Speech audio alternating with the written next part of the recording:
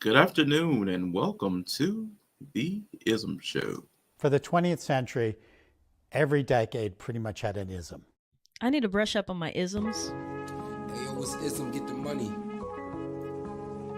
Yeah, it's Ism get the money. Ideologies are always really kind of difficult because they're ideas, they're different ways of looking at the world, and they all end in ism, and isms are intimidating. So today, let me see if I can help you understand the isms. Yeah.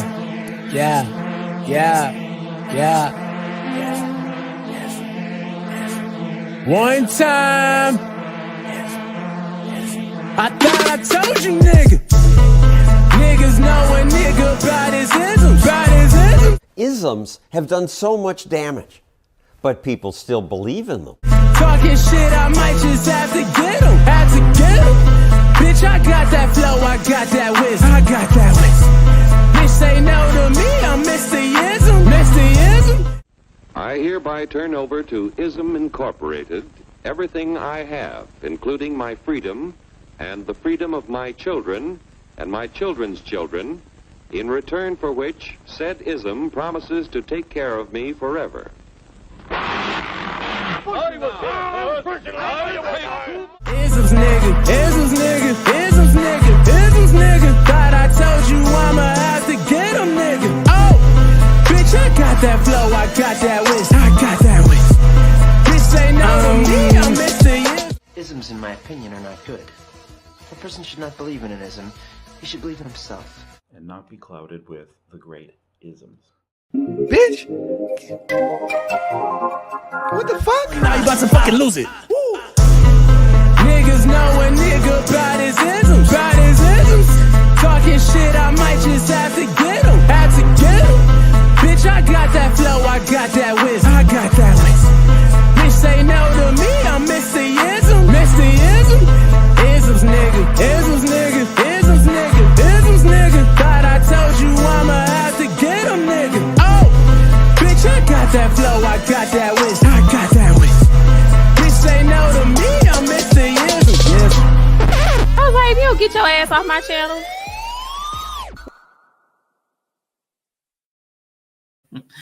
Good morning, good afternoon, and good evening. We so childish.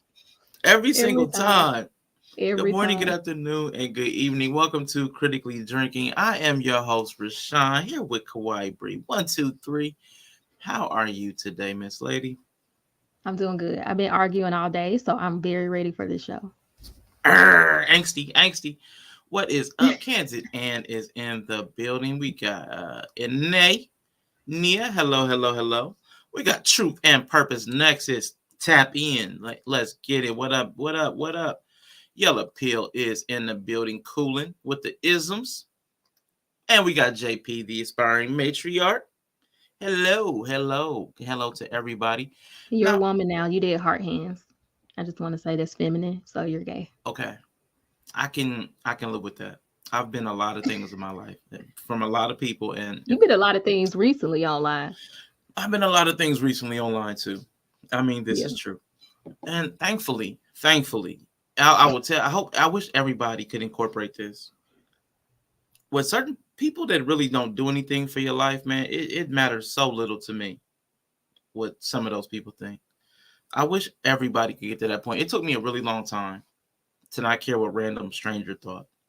So hopefully everybody can work on that thing. That's important. Random person is going to have an opinion on you. They're going to have a judgment. They're going to have critique. I'm random person to somebody. Don't care about what I say.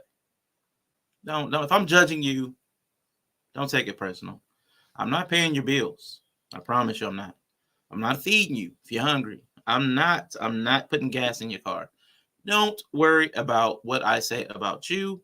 Just tune out if I'm talking about you. And I'll do the same thing if you're talking about me. I may enjoy it. I may have fun. I might troll, but don't let it affect your day, your week, your year, your life. Don't hold that in your heart for the rest, for a year and then blow up at somebody. Don't do that stuff. Don't do that. But you've been arguing all day, Bree. I'm not sure why. because this is what I found out. See, I'm about to be that person to Brie. Brie will argue all day, and then when I'm up here and I'm looking for an argument, she'll be like, "I'm gonna let you have it," and then that makes me want to argue even more. It's all right. You need that.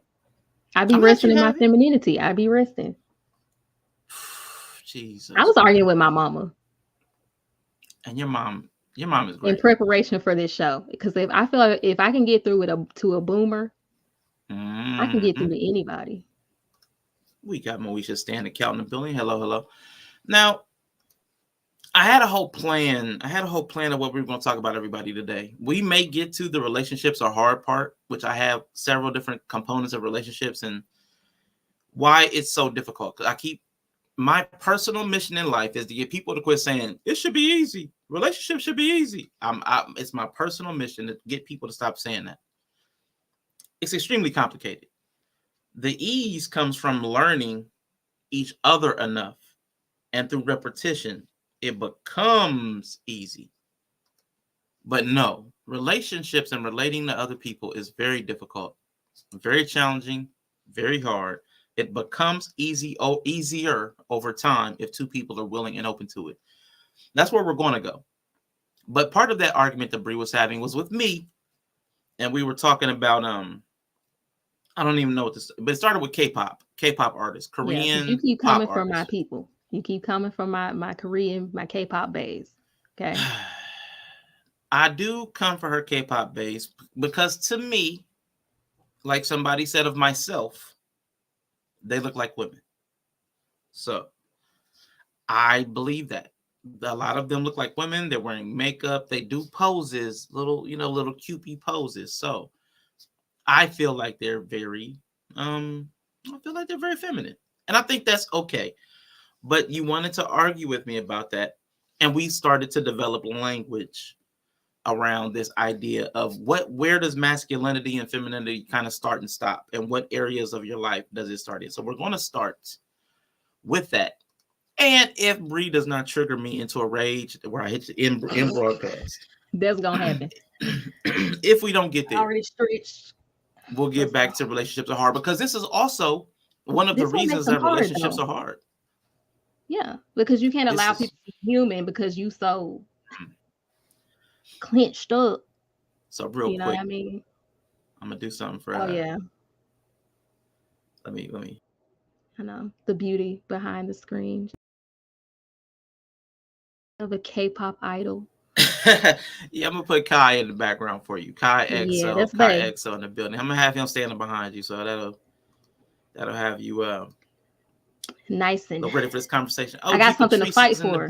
This is what I'm fighting for. You know what I mean? Dawn Frank is in the building. I want to give me a second because I had something else I was supposed to be doing too. I forgot. What was it? So we were having a Discord convo. And it was mostly about I don't went all the way back to the beginning. It was about what? Butt stuff. That too. Okay, okay. Let me start where we started. Okay, so it was about Black women liking K-pop aesthetics. Larry got your back, Bree. Oh, Larry. Okay, so JP and Larry over there got your back. Yeah, that is a feminine pick. Shout out to the culture vultures. So I think was it you and Kendra Dan that were talking about K-pop? Is that how it started? I brought up K-pop because this was the conversation, but I don't know. I did a show about K-pop the other day, but so it was just kind of we've been talking about it a little bit, and you said they look like girls to you. That's what it was. Appropriation versus appreciation. So so check out Kawaii Bree. She did a show. It was a good show. Her and Twan, Otaku Talk, Sundays at 5 p.m. Eastern, 4 Central. They did a conversation about appreciation versus appropriation, because over there, Japan, Korea, they're all over the world right now. Hip hop and rap is being emulated by people of all nationalities and cultures. R&B is being emulated specifically in Korea and Japan, parts of Asia. They're doing their versions of R&B. So check that out when y'all guys have a time, because y'all might be like, wow, why are they leaning so hard into the hip hop? Like, because this guy behind us In one of his videos, he's even got like a do-rag draped over himself, like it's bedazzled, but he's got a do-rag. So. Do-rag. So the thing was, do black women like other styles of masculinity? Because Bree said like black women do like K-pop aesthetics, and I'm like, black women as in general black women? I'm like, no way. The average general black woman is into like that Korean K-pop aesthetic, like the guy behind us.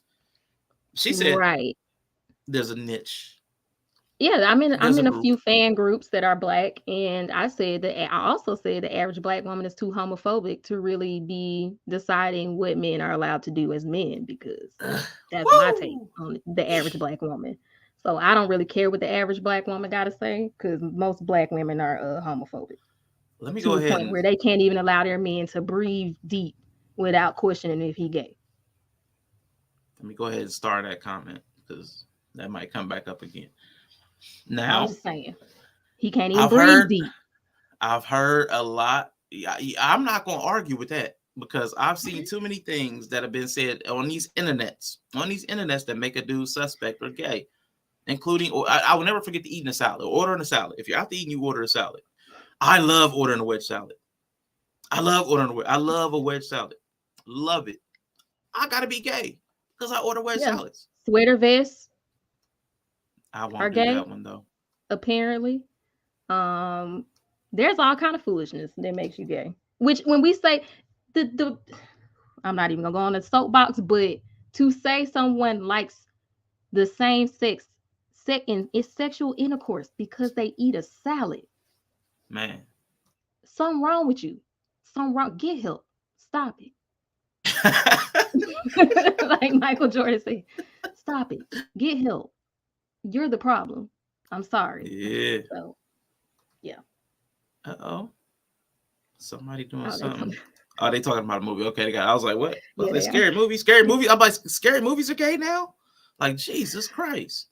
I'm Sim sorry. Simmer likes wine coolers. I imagine that gets a few eyebrow raises. I have been made fun of at my big size for ordering fruity drinks. I like mixed drinks. I like cocktails. I do. I enjoy those, or shots. I don't really like beer. So everybody would get on me for ordering a cooler. You got to drink Scotch neat to be a man. You got to drink Scotch neat, which I actually like. And hello, everybody who said hey to me in the chat. Yeah, I like my Scotch neat with a splash of water. I've never had Scotch. I'm a Scotch girl. I'm a whiskey. I just knew you were a bubbly booze dude. See? I feel like that's shade. I feel like that's shade. Right, 6'3" sipping on Bartles and James. And see what I'm saying? See what I'm saying? We starting already. JP, don't do it. Once again, so I already stated my case, so I don't want to hear it, okay? But we found some language. We're going to try to help people out a little bit. Yeah, we're going to try to work through it. And the specific comment, I'm going to tell you, I'm going to share this comment. This is, private conversation going public. This one comment that Bree had in our little conversation. The way people are like K-pop, the way they're dressing, the way they're dancing, the way they're styling themselves. She said, women are writing manuals about how to riz them and men just ignore it. And I take that personally, because I really believe all this side stuff that women may like in like in fantasy, like in the romance novel, you may like it on a television show, you may like it on a movie. You don't want it in real life. So if we showed up that way, I'm gonna say, as someone who has actively shown my husband things I would like him to incorporate in his life that have come from romance novels, I'm realistic. He's not gonna be a dark demon, elf lord king who's gonna kidnap me and I'm gonna fall in love with him. That's not what I want for my human husband.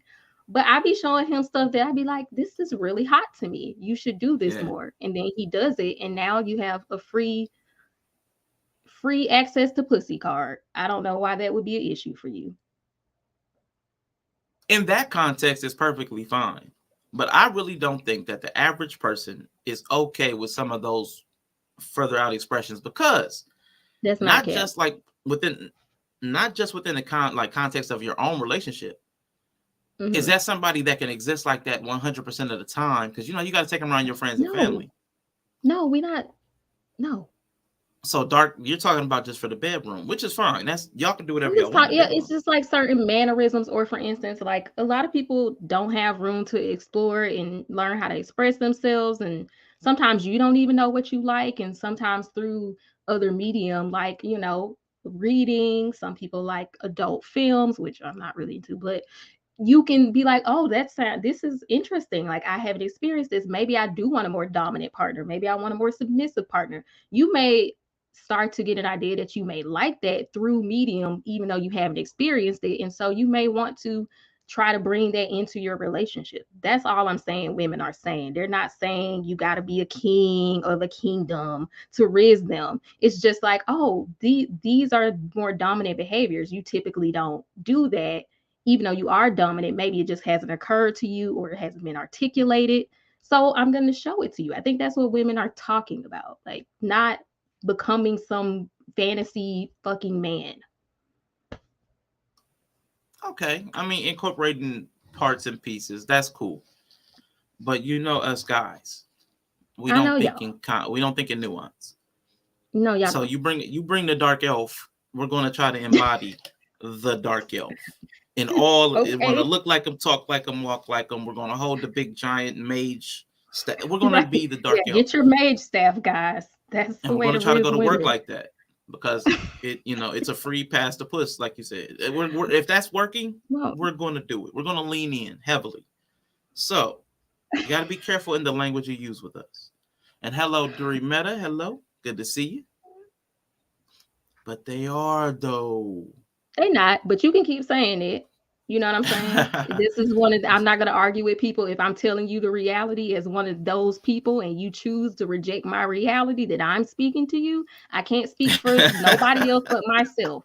We're not doing this. So if you don't want to receive what I'm saying, that's fine. But I'm not about to argue with you that I'm not lying to you.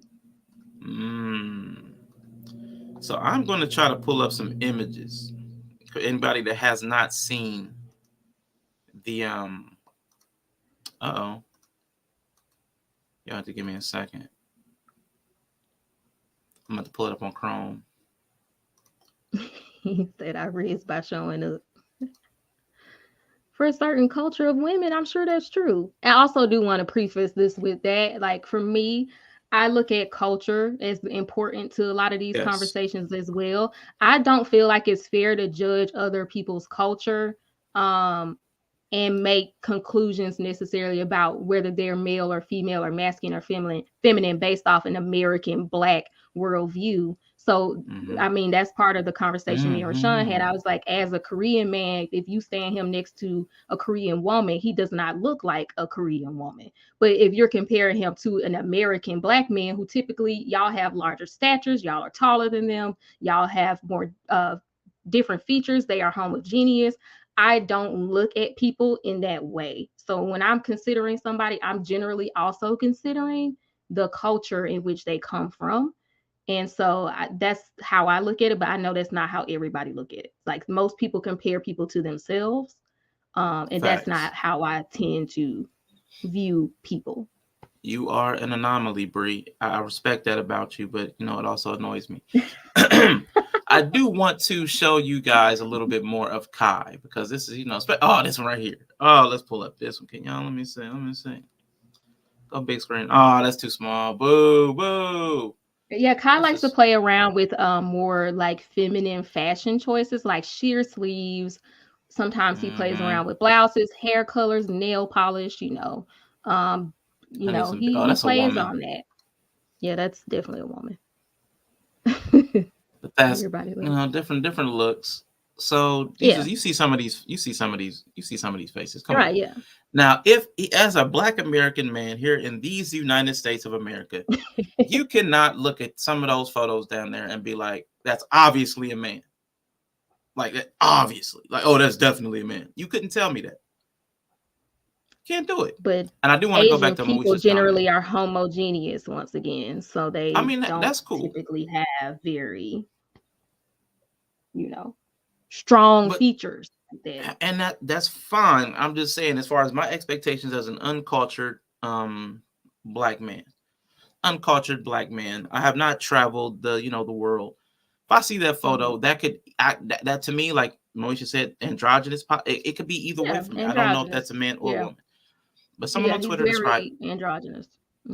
Described K-pop stars as having a vampire look because they all don't age and the way they dress. I can't unsee. I like my vampire look. I like some vampire. You love a vampire. Yeah, I'm into it. Everybody look. Everybody. People take things too far, but there are things that universally recognize as feminine and not right for a man. That's a psychology degree. Oh, that's some Freudian thinking. If you ask me, what does Sam say? It's normal to be abnormal in private now. I like that. For some. That's because Asian women are also known to have short hair. So when I saw that, when I see Kai, when you have a culture or a race of people that generally have softer features, right? And they're smaller stature, you're gonna look at more concrete things to try to figure out if it's a male or female. I give you that. If he has short hair, or she does, sometimes with Asian people, you be like, I'm not really sure because they're not, I mean, and that's fine. I'm okay with that fact. So I can understand that. That's why people sometimes have, right, and they don't have a lot of facial hair. So I understand it. But I don't think that's something that's specific to K-pop. I think that's just because they're homogeneous. That's something that you may run across anyway. And as a facial hair challenged person myself, I'm not trying to put a whole bunch of judgment on this. I'm just saying, I, as a person who has been misgendered multiple times recently, I understand. Because you sound like a man. I don't understand. Like, I've never, even from the day I met you, looked at you and be like, is that a chick? Like, what kind of chick y'all smashing, though? But I think you might have forgotten something, Bree. I don't even have it in here. I didn't add it here. Listen, I gotta move over to critically drinking real quick. Give me a second, y'all, because I gotta remind Bree who I am, because she must have forgot. You are? Yeah, you must have forgot. Let me see. Here we go. I don't care what your Alpha Male podcast folks told you. That certainly is one big self-assured ninja. Well, Oshaw is a dime. I'm looking for a dime. That's top of the line. I am a dime, Bree. Did you forget? But he's also a deviant. So I don't really take what he says as a marker of what normal people do. But he also, in the fuller clip, what did he say? He's like, Rashawn is, he got that boom, thing. boom. No, he didn't say that. Boom boom. That boom boom. I don't know what boom boom meant, but I was like, ooh, I don't know. But he's also a deviant, so we don't take what deviants say and run with them as norm. So I just, all my time knowing you, I've never been like, is that a chick? Because I feel like you smashing chicks that look like dudes. I don't know. Yella said this is a brief fetish trauma dump. We not Brian in the building. Talk about y'all fetishes. Listen, y'all don't y'all need listen with. Yo, did you get my HRN from Sean? Oh yeah, no. Follicularly challenged. Yes, I am follicularly challenged. Yes, I'm going to hold the jokes back. In my high school era, we would have went to comedian war. Man, listen, this would turn to a roasting. I'm just saying, seriously, I've never looked at you and thought he looked. I don't know, but I mean, we'll get more into that later because of what I think it's part of, what we're gonna talk about. But said we're not judging, but we wanted to try to develop like how do we separate this because this. I would say in this internet space, we have a lot of conversations about masculinity, what it looks like, how it shows up. Everybody has different, there is no one concrete idea. Even when people went to the dictionary, they still came away with their own interpretation of what masculinity was, how it operates, who has it, who doesn't, what disqualifies it. When you're dropping out of masculinity, all of those different types of conversation have been had all over the internet. Even dear brother Kevin Samuels tried to tell people that masculinity can show up in several different archetypes. He gave the rugged, rogue, and rakish. I think were the three types he gave. And you have Also, the warrior, king, magician. There's one more. That's another one too. Or 4 archetypes of a man. I think it's a lover or something like that. Yeah. So masculinity can show up in different styles, types, personalities. It has a lot of different. If we allowed masculinity to show up in more than just one way, it will be just as diverse and non-monolithic as women or anything else. We don't have to be feminine to be different styles of masculinity, but in our minds, anything that's not this version of masculinity, the straightforward, straight edge, then you're veering off into homosexuality or womanhood. Yeah, why it's so extreme? It's just so weird to me. STG, they're trying to open a fresh hell today. What does that mean? I don't know. I think she's talking about us. STG. But let's continue to do it. Yeah, let's open up fresh hell. So what we wanted to try to do, and Bree had a great idea. Well, first let's unpack why. Shout out to JP, the aspiring matron. Let's unpack the black first. Let's unpack our black. Oh, okay. Mm-hmm. Because with black people, what I feel that black box, you have to show up black a very specific way. Women have a broader blackness that they can incorporate, but men have to look and act and behave a certain way, not just for men, for safety. You can't show up in the hood in the hoods where it's actually violent. Yeah. Those areas you walk into school or you cannot be androgynous without getting talked about. I think any survival mode or state of being requires you to you don't have room to express. I'll just say it that. I think keeping it to even that straightforward. If you're in survival mode, you don't have room to express in any of the ways typically. So I agree with you. Survival does create some other, but there's more than that. There's a restrictive religious undertone to a lot of things that we do and say, how we move, how we operate. Some things are accepted for us to go out of. So you have the religious undertone. You have that respectability, which also may be related to the religiousness. So there are several different things that I feel land on blackness, and not just the survival thing, because it also costs to be, and it costs money to be fly. It costs money. Okay. So economically, so in down bottom, it's harder to be different. It's harder to express your individuality. It's harder to find identity and things you like if you don't have the room to explore and discover new things. Right. Your worldview is by economics. It's almost a privilege. Yeah, it is. Yeah. It is. Ramadan is coming. I'm trying to close the hell mouth this time. But then beyond that, even once you start to escape economically, it's hard to escape the mental repression of how you're supposed to be. And I think black people, no matter how much we see celebrity and we see them explore things, but then we shame them for doing things that are outside of the norm in the black community. Even though they've kind of escaped that economically, we try to put that you're supposed to behave this. That on them. Yeah. So then by proxy, we do that to each other too. We try to enforce our own code of blackness, masculinity, and womanhood on each other. I've heard a lot of. Good. No, I was gonna say we don't even consider subcultures of people, even in America. We have subcultures because I feel like celebrity culture is different from regular people culture. So even when people argue about Sierra and what she, I'm like, they celebrities. They be doing weird celebrity stuff. You'll have them dancing in music videos very sexually on people, or actors make out with people who aren't their spouses. I just feel like they exist in such a different culture that it's weird to me to be with regular people do this. I mean, once again, that's just me though. I look at, I don't think people exist in a vacuum. So it's kind of weird to be would you want your wife doing what Sierra does? Well, is your wife a entertainer who made her money showing her body and being sexy and it's weird to me. So ain't that's just me. Ain't nobody's wife showing up to the Christmas party just like Sierra. Ain't nobody doing that. Nobody's showing up to church on first Sunday half naked. Now if they do, we can drag them. If we do, if they do. But I don't know why we keep hanging on celebrities to get our everyday example.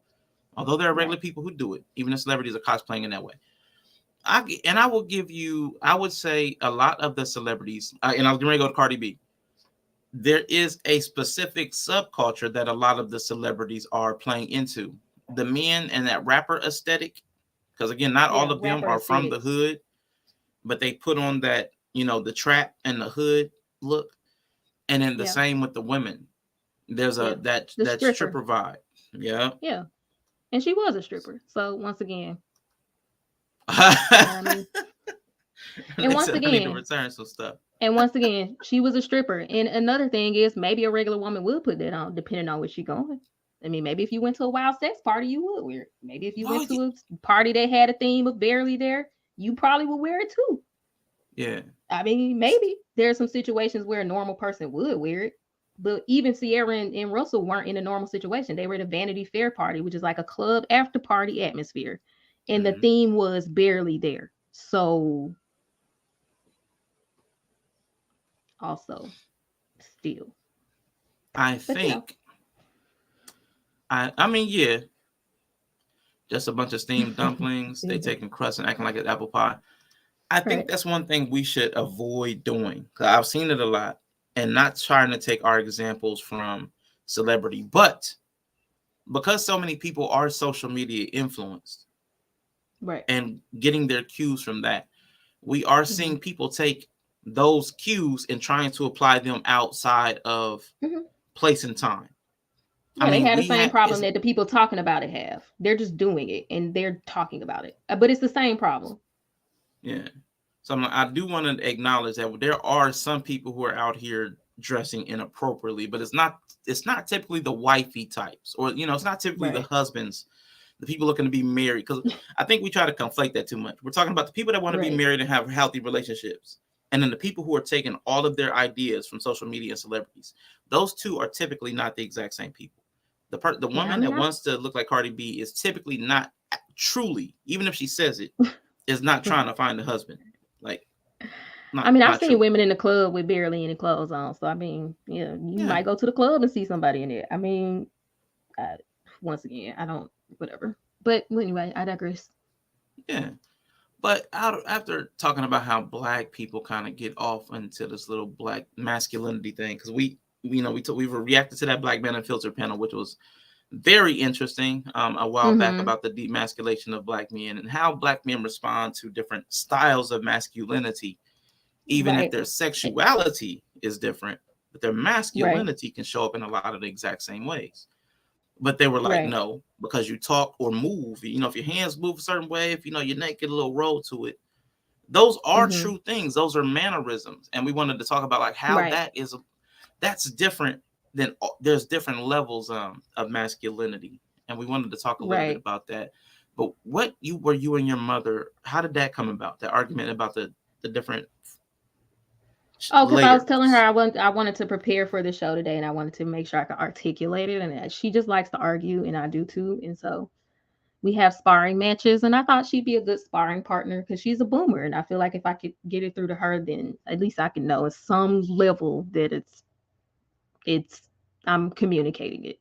And whether she accepts it or not, that's another thing. But, I just want to make sure I could communicate what I was trying to say differently. And I kind of just said to her what you said is like, these K-pop men look like women to you. And I was saying that's so funny because to me, I know that they're men. It's nothing in me that's like, oh, that's a chick. Like, I don't even question it. But I feel like fashion is a different thing from who you are. And so maybe that was why. So that's kind of where the conversation came from, because I wanted to be able to articulate it to someone like you who says he looks like a woman and is not denying that that's true, like your experience is true. But I was trying to see why I didn't see it that way. And so I wanted to figure out how to like articulate my inclinations as a heterosexual woman who's okay with certain expressions. Now, I want to try to pull up a specific photo. I guess I want the one in the back. Let me see. Let me see if I can get this as an overlay. Oh yeah. Give me a second.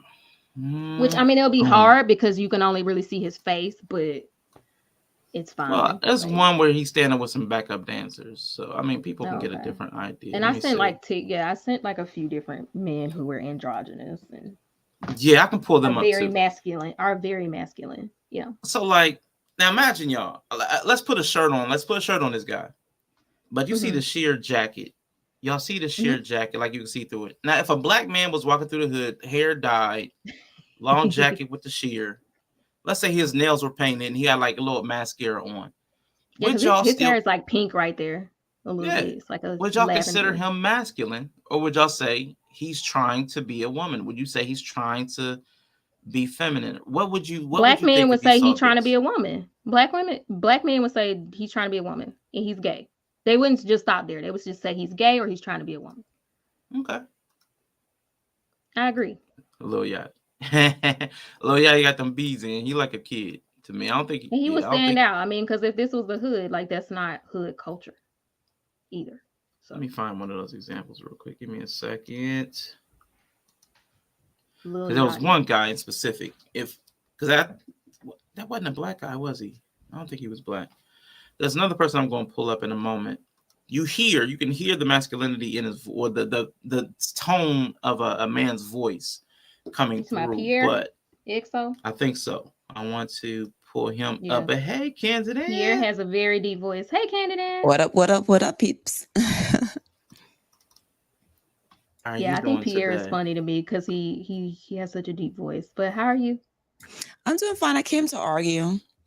Yes, I know, because I know we have such a, and I like that because I know we have such a different stance on this, and I think it's good because I think when we break it down the way we talked about it, then I feel like I have better language for it now than I did before. Okay. So you think you geared up to come argue with me? No, because I understand, like I actually understand, like now with this way that like some people want all three. We're going to get to that, and some people don't need that third expression, and so I kind of have better articulation for it now. Okay.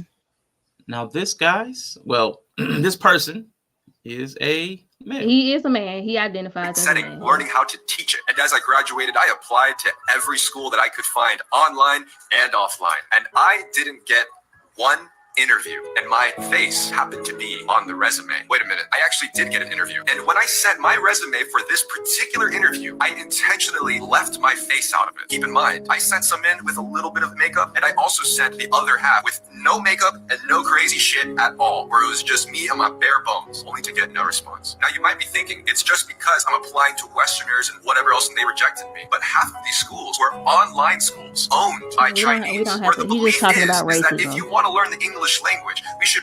He's talking about racism. Yeah, he's talking about like Asian, like racism. But it was a good example of what we're talking about. Guy, he's got on makeup. I know 2 black women that look exactly like that. They look exactly like that.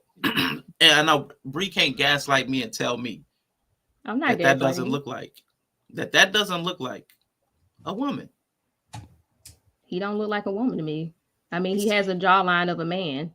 Thank you, Candidate. If I saw a woman like that, that's what I'm saying. Like for me, I know I understand we're different. I understand that for y'all, like the how someone fashions themselves is flags to you of what they are, but that's not how I am. So no, I don't look at what someone fashions themselves with and decide what they are from there. Okay, that's fair. It's more that's than that. fair. Like I get it. Like I'm not.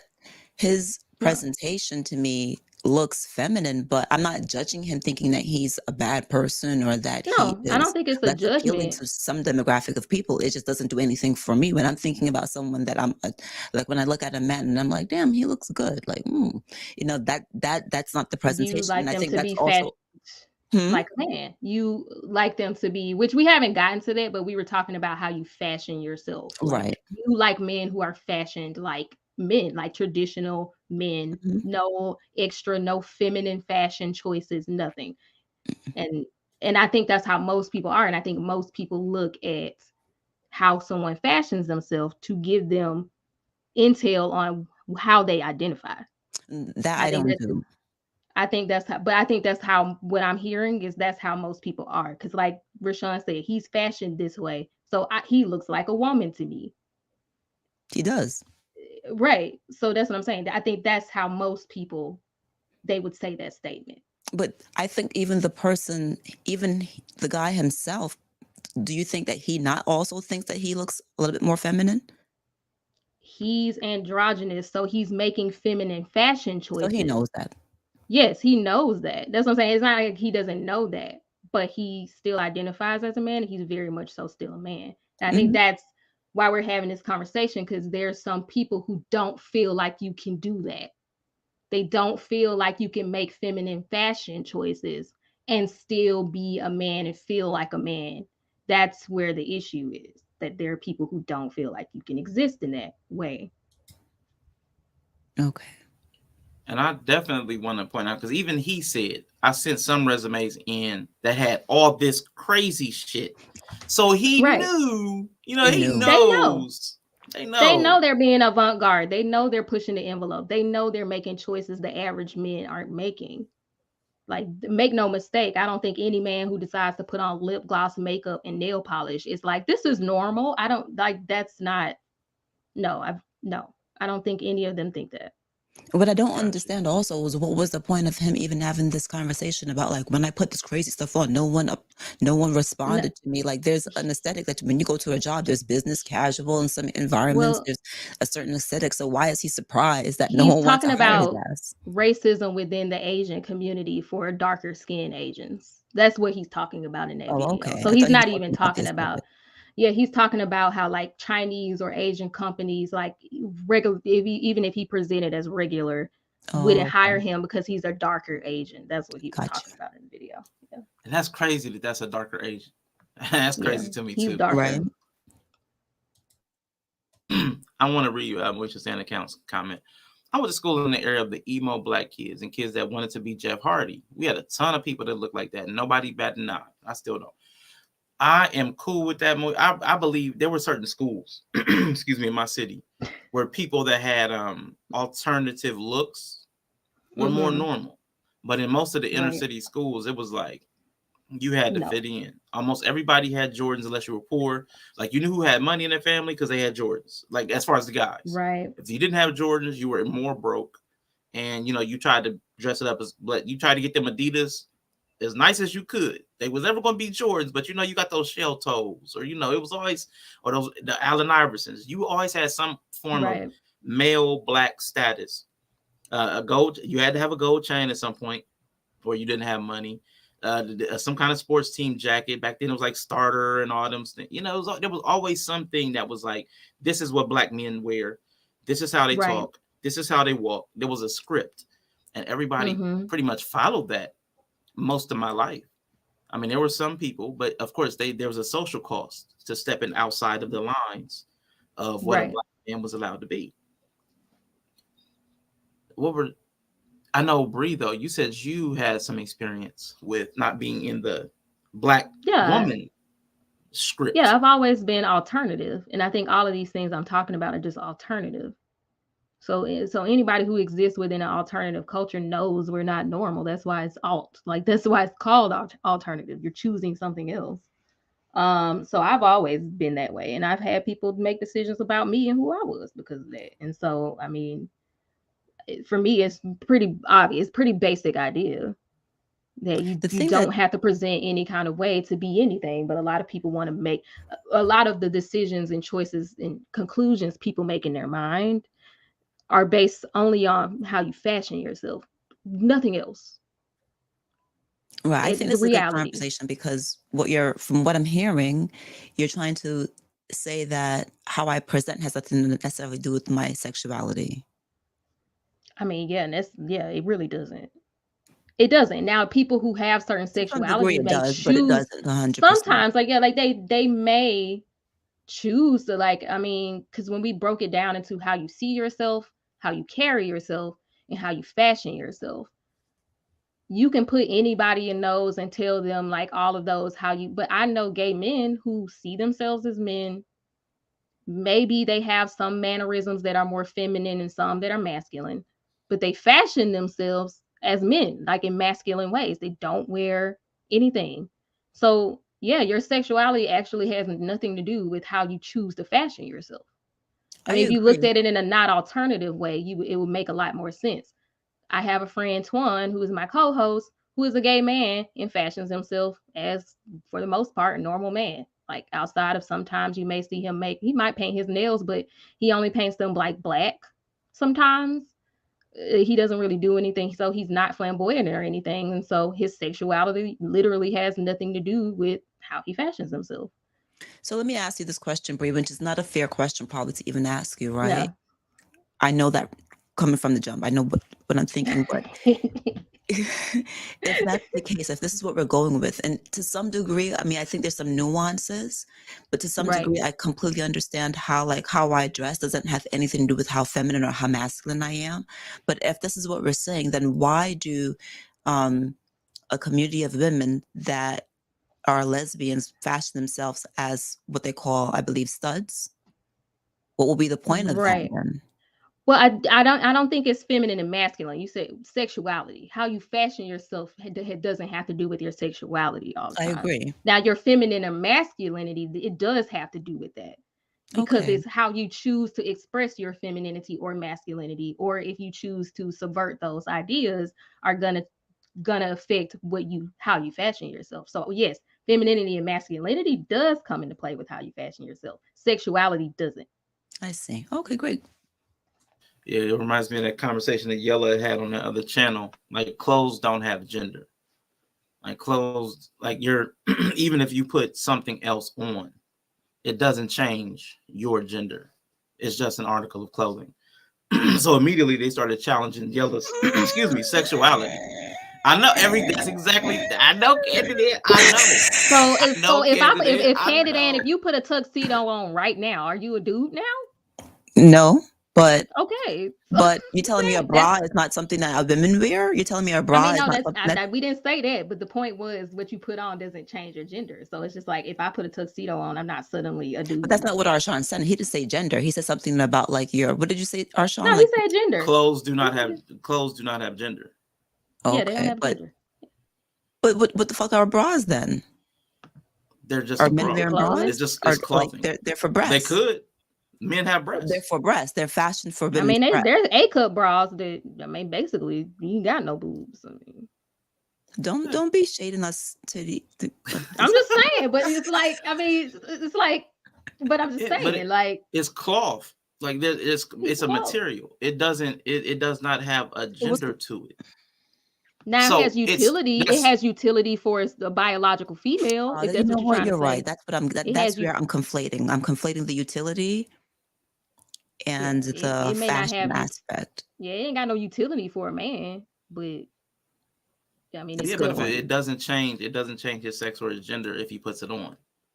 It's just a thing, and we put a lot of weight and value on things that probably should not have them, so that if a man does put on nail polish, suddenly he's different to us, the same human being, but he puts something on his hands and now we see him totally different in spite of how he sees himself. So I mean, there's something to it, and we just wanted to unpack that a little bit because Bree did come up with a good language for the layering. She did talk about, we were talking a little bit, and she talked about how we fashion ourselves. You know, the clothing choices, the styles, the accessorization, those type of things. And that's what most of us see first. That's what we see coming down the street. Are you wearing pants? Are you wearing a skirt? Is your hair long? Is it short? You know, all the makeup. That's what we see first, is how you style yourself. But beyond that, the next level deeper is how you carry yourself. How are you moving? How are you walking? How are you talking? What does your voice sounds like? What are your mannerisms? How do you posture yourself when you sit down? All of those things are how you carry yourself, things of that nature. But deeper than that, and this is probably what carries the most weight, is how do you see yourself? Do you see yourself as a man or a woman? And because that's going to determine everything else. Because you may fashion yourself, like drag queens fashion themselves as a woman, but some of them carry themselves like a man almost all the time, but then for a performance fashion themselves as a woman. So but they see themselves maybe somewhere in between the two. So everybody, I think we need to figure out a way to differentiate our mind, because the way I see myself may not be in line with the way I carry myself, because I may carry myself in a way that keeps me safe or being able to move socially. but then I may style myself an entirely different way to maybe get someone specific's attention. Maybe I'm styling myself for the attraction of women or for men or for business purposes. I want to look like a good business prospect. So there are different levels, I believe, of this identity thing that I think we need to start looking at a little differently. Yeah, I really think this whole conversation really speaks to the power of clothing in general, right? Like whether you're talking about masculinity and femininity, like we're also talking about in a soft way. Is it appropriate? Is it not appropriate? Does it even matter? Right? As you mentioned, Sierra and the clothes that she wore, like people are talking about like that's normal, but like you got to consider where she was at. The culture. Exactly. You Decides also if it's consider good or appropriate. Exactly. Just like, overall, when you think about a wedding, we all kind of know you don't wear white. Right? You could wear white, but you had a respect. You don't wear white to a wedding. Right? We wouldn't wear that same outfit that Sarah had to church or to a funeral. Right? So it all really plays into like, I don't want to really say what's appropriate, but there is some kind of this playing this line, this gray area of like, when we take away the culture, like when it comes to feminine and masculine, what is appropriate and what's not appropriate, what's socially acceptable and what's not acceptable. And I So think we're in I the kind of in-between. understand. And I think that we're in a different space now, and that's the problem, that we don't have the same culture we had so many years ago. And people are still holding people to the same cultural standard, even if the people themselves don't ascribe to that culture. No, slow down. When you say we, who are you talking about? I mean, like Black people in 2023 are being held to a standard of Black people 50 years ago. And for example, like some people don't identify as Christian, but you see oftentimes they're still being held to a Christian standard by Christians, even though they themselves will outwardly say, I am not a Christian. I don't ascribe to Christian values. I don't believe in it. Christians will still come along and try to chastise them and hold them to a standard based on what's right or wrong to them. And so we see this problem a lot in the Black community because there is no set culture for Blackness anymore. And there are Black people like myself who are part of other subcultures that I'm more actively involved in that actually decide how I fashion myself. And some Black people who are not part of those subcultures see me and make decisions about me based on their subculture that I am not a part of and don't partake in. And that's where the problem comes in. So that's what I'm saying. Like, I think that's a lot of the problem we're having. So I just want to make this one caveat. For me, I have a little bit of difficulty when you say that Black people do not have like one set culture. Yeah, I agree with you there, but I do have a culture, like being from the Caribbean.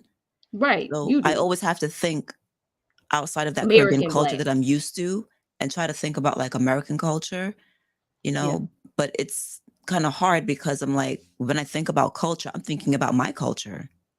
Yeah, but American Black, born American Blacks don't have that. So if I'm talking about American Blacks, like foundational Black American, some people say, whatever, we don't have that. So we don't have a set culture. Maybe a subculture of Southern Black or Northern Black or West Coast Black, but we don't have. Do we not? Do Black Americans not have a culture? Really? Not one set. It's culture? loose. It's loose. It's loose because hood culture. For me, the hood culture is closely. It's easier to identify hood culture, right? Because it's so different from the normal culture. It's such a deviant culture that it's obvious. Like the sagging pants, loud music. Everything is so obvious. But I think regular Black culture, because culture is just the way people live their lives, it's almost invisible to us. So the way people dance, the way we relate to each other, the music, the verbiage, all of that is culture. So Black people, even Black Americans, do have culture, but it's invisible because we're looking at very clear demonstrations of other people where it's pronounced. We see how Asian people have a Chinatown, and we see the different lanterns and their festivals. It's clear to us as compared to ours, where we do have some things, but but it's not like we're nose blind to our own culture. and we don't have a set moral code that we've like agreed upon, or like it's not like all Black people are Christian anymore, where you can say this is right or wrong based on some sense of morality, which to me is like one of the big things with these kind of conversations is like morality is going to determine what's right or wrong. When you start saying this is right and this is wrong, that's morality, and Black people don't have one blanket morality anymore because some Black people are Christian, some aren't. So I don't think we have a cultural moral code. Yeah. Or religion. We definitely. Yeah, we don't. Yeah, we definitely don't. So the closest we a have little is bit of the difficulty in this conversation for me is that sometimes we're talking about Black people, which is a race, and we're talking about nationality, which is Asian culture, and people that come from we're talking about nationality and like, so for me, someone that's Jamaican or Haitian or whatever, we're all Black, but we come from different cultures. And I think that this conversation is a little bit difficult for me because when we're talking about Black people, we're not taking into account that they come from different cultures. We're just blanketing like we're Black people. We all have one culture. Then we need to recognize that Black people come from, you know, all these different places, not only the Caribbean, but also South America, North America, Canada, French, and all these different places. So we can't really conflate that like, you know, Black people are supposed to do any damn thing. And that's what I'm saying. That's what I want people to realize, that there are culture even within Blackness. Like I'm not from another place, but I still have a subculture that I'm more involved with than I guess what you would say the average Black person is. So if you're talking to me, I involve myself in blurred culture, Black nerd culture, anime culture. Like that's a subculture with its very own, like it's a lot of Black people who participate in it and they carry themselves a certain way, which makes sense within our subculture. But if you take culture out of the conversation, then we just look like we're just doing weird stuff and nobody knows why we're doing it. That's right. Like, would you call it blurred culture? Yeah, blurred, like nerd, but BL, blurred, like Black nerds. That's a culture I'm very involved in. Like I go to cons and I like dress myself, and like a lot of my friends are that. So I feel like I have more interactions with that culture on a daily basis than some other subculture. What exactly? Because you're talking about that. When you say blurred, that seems to be more like, is it culture? It's like, what? It's a subculture. It's considered a subculture. So you guys have a group of morals, or a set of like morals and standards and things like that. When I think about culture, that's what I think about. I'm not thinking about the fact that you guys all have something in common. No, it's more of a culture because there's music that's involved in it. There's get-togethers surrounding it, like cons and get-together meetups. There's certain fashions that are very there, music, artists. Like it's just a whole nother way to experience the world, which is all culture. I don't think culture has to have a morality foundation to be a subculture. Like it's a subculture. It's not a full-on like race of people practices. That's why I say it's a subculture. It's not really a full thing, but I have more interaction with that on a daily basis. All right, so just to pull it up so we can anchor ourselves, and I want to go back to Von's question in a second. But a culture is the customary beliefs, social forms, and material traits of like a racial, religious, or a social group. So it's a set of shared attitudes, values, goals, and practices that characterize an institute or organization. The set of values, conventions, or social practices associated with a particular field, activity, or societal characteristic. So a lot of different things that almost everything that we do, when there's football culture, people that like football, there's car culture. Yeah, so there are culture, like there's you and Bree connected around medical culture. Like there's nomenclature and practices and things that you guys just know from experience from being in group that none of us would ever know. Some of the things y'all said. Sure. When you're done with this, start to interrupt. Can you look up subculture? I want to see how that differs from culture. Absolutely. I'm just curious to see the gray area, the difference. Like where they really set apart. Is an ethnic, regional, economic, or social group exhibiting characteristics, patterns of behavior sufficient to distinguish it from others within an embracing culture or society. So it's part of something, but it just has enough to distinguish itself well, that's black, but it's not the same type of black, or it's, you know, it's Yeah. something different, Yeah. something distinguishing, and all of a sudden you have a new subculture. And there's a lot of subcultures out there. That thing said a criminal subculture. God damn. Yeah, yeah, well, that's true. You too. saw that Yeah, thing? that's true. Yeah. Yeah. I mean, because I would say within Black American culture, there is a criminal subculture where we start to identify certain traits of how certain, like dope boys. We even You have are language. so right. Oh my Dope boys. God. Yes. That's so boys, negative yeah. also, but it's accepted amongst the dominant culture. But like bro. Yes, it's a subculture. Yeah.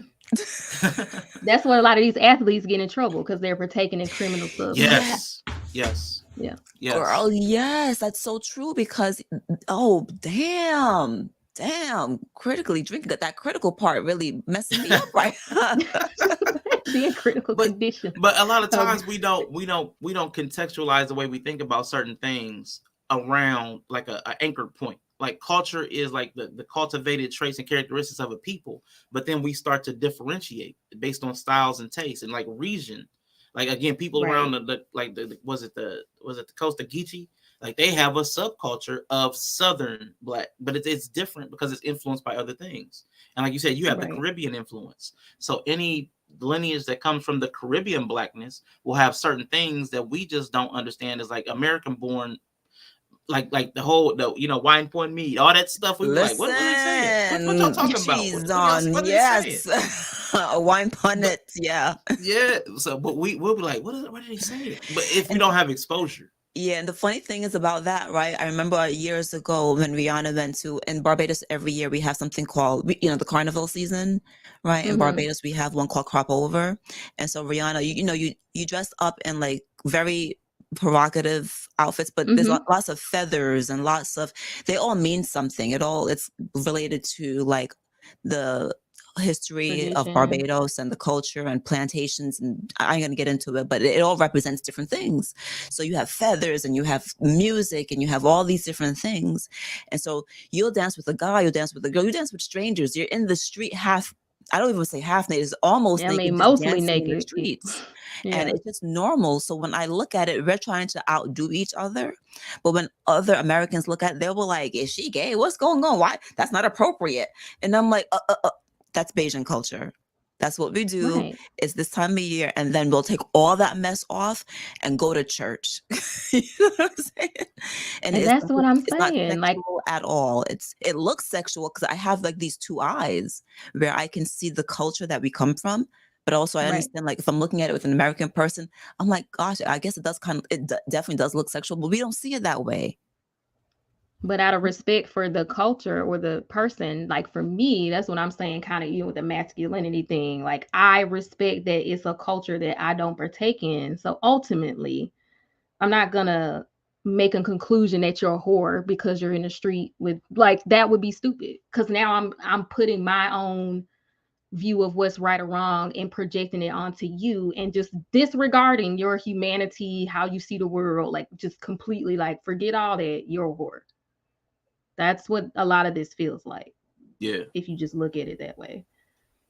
That's what happens to men a lot. Yeah. You do something a little deviation from the script of, whatever American Black cultural masculinity is allowed or prescribed to have. The moment you do something and deviate a little bit, you're either trying to be a woman or you're homosexual. You just automatically, why is he doing that? Is he gay? Is he gay? It's so quick. It happens so fast from the men and women. It's not just like, I know I use the woman's voice, but even the men do it too. The moment you do something, he gay. So we're reinforcing a culture, even though we're unaware that we have cultural norms that we've accepted and, internalized. I think you were bringing up Vaughn's question. Thank you. Because we were talking about the clothes don't have gender. The clothes may not have anything to do with your sexuality, but do you think that it will cause people to question your sexuality based upon what you're wearing? And for me, absolutely. I get it because we do have internalized, like we've accepted certain things, those cultural norms, cultural practices, cultural traditions. The way certain people style themselves is associated with certain gender expectations and even some certain sexual expectations. Like there are certain things that will make you look like you're more sexually active and accessible than others. There are some that make you look more chaste, or like you stay away from sexual behaviors publicly. So there are ways that we style ourselves. Everything that we do, everything that we all the whole how you fashion yourself, everything in the how you fashion yourself category tells other people about who you are, where you're from, what you believe in. So that part is very important. It does send messages. I just think a lot of us choose to pretend that it does not send a message. And I think the other thing that I think what Bria and I'm trying to get to is, even we know it's sending a message, but sometimes the rest of us have to decide, are we trying to create our own message from what they're sending? They're sending a message, but am I telling myself that they're sending a different message? So if a man wears nail polish, he's sending a message, but am I determining that message is that he's gay, even though that's not the message he's trying to send? So like stuff like that. Yeah, and I think the next layer of the conversation was like attraction, like what you need from each of these layers, how you see yourself, how they carry themselves, and how they fashion themselves. What do you need to see to feel attracted to someone, right? And I think even under the like how you see yourself is biology. I think biology is underneath the self also, because you have a biological sex. And the reason I'm bringing that up is because men have a different shoulder to hip ratio than women. Women have a different waist to hip ratio than men. That's generally there, and that's biologically decided, right? Like, yeah, you can change it with surgery, hormones. We're not talking about that. Just like as you are. And so for me, I know I'm straight because I think I'm just attracted to certain shoulder to hip ratio. Like when Rashawn put that gender bending artist in the Discord who is female, and sometimes she dresses as a male, and sometimes I think Candid and you watched it and you was like, the beat hit, but I'm not into the visuals. That artist, I'm not attracted to her. I don't. Oh, you muted, Canada, but Oh, I sorry. don't Yeah. find. Yeah, I don't find her attractive. Like I didn't look at her, and before I even knew it was a woman, I was like, I'm not attracted to her. I don't know why. But then it's a woman, so I'm like, oh, there's these ratios that apparently are very built into me as a heterosexual that I'm seeing even when I don't know I'm seeing it. So she's not attracted to me. When Lady Gaga wears male clothes, she's not attracted to me. Women who put on tuxedos don't automatically become attractive to me. So like for me, as far as what I need to see to be attracted to someone, how you fashion yourself is less of a factor for me. But I need you to care. I like people who carry themselves masculine, which means they have a masculine voice and they walk with a masculine gait, and they're not like as expressive as we are. I'm not attracted to that. So I need you to carry yourself in a masculine way, and I need you to identify as a masculine person and be biologically male. But how you fashion yourself, I'm much more free in that area. How I can free? date a man who wears nail polish. I can date Pink a nail man who, polish? yeah, I've dated men who wore nail polish. It doesn't bother me. If a man does a lot of facial care and takes care of himself, like I'm just He more, could wear lip gloss? he can wear lip gloss. He can wear MAC? fucking cat ears with me. He can wear, like, there are limits to it, but I'm just saying, like, as far as have I dated someone who wore nail polish? Yes. Can he have stiletto nails like me? No. So like even in myself, there are things that are like too far for me. And then can he wear chandelier earrings? No. But like there's some men that I've dated who are still, because I like masculine men. I like dominant energy. So there's also to some degree a limit to what a dominant masculine man will even play around with his fashion choices. So I find that a lot of times it's self-limiting, even in itself. Like a masculine dominant guy isn't gonna put on a dress, but he might wear black nail polish. I've seen blurs who wear nail designs like Naruto, Demon Slayer, like they may have nail designs at a con, like at an anime convention.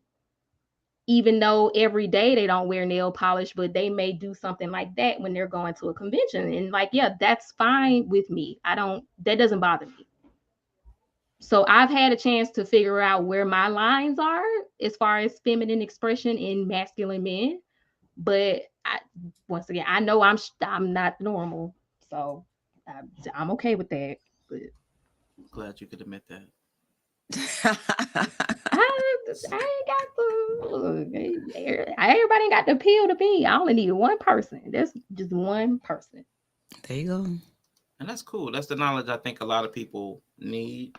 I think we need more social understanding of what we need, because I think a lot when I hear men talk and when I see them get really angsty about effeminate men or homosexuality, when I see them get nervous, I feel like Big Rig slaps. I keep my comments to myself on this, but y'all continue being great. What I think is the nervousness is because they don't know where their boundaries are. Like because I really feel like if you know exactly what you're looking for, I don't think somebody not being what you're looking for would threaten that. I don't think it would get your energy up. I don't think it would cause you to, shake up out of your body. So when I have people have a visceral reaction to somebody that's not their type or not their interest and they're not trying to be, it makes me think you're having an internal boundary conflict. There's something that's speaking to me and I don't know why, and I got to shake this energy off of me. So I'm going to over aggressive it. I'm going to throw masculinity at it to make this feeling go away. Right. For me, when I see people that live these alternative lifestyles, and guys, I'm from the Bronx, I'm from New York. So we see, like, when you go to the village, you're seeing everything, right?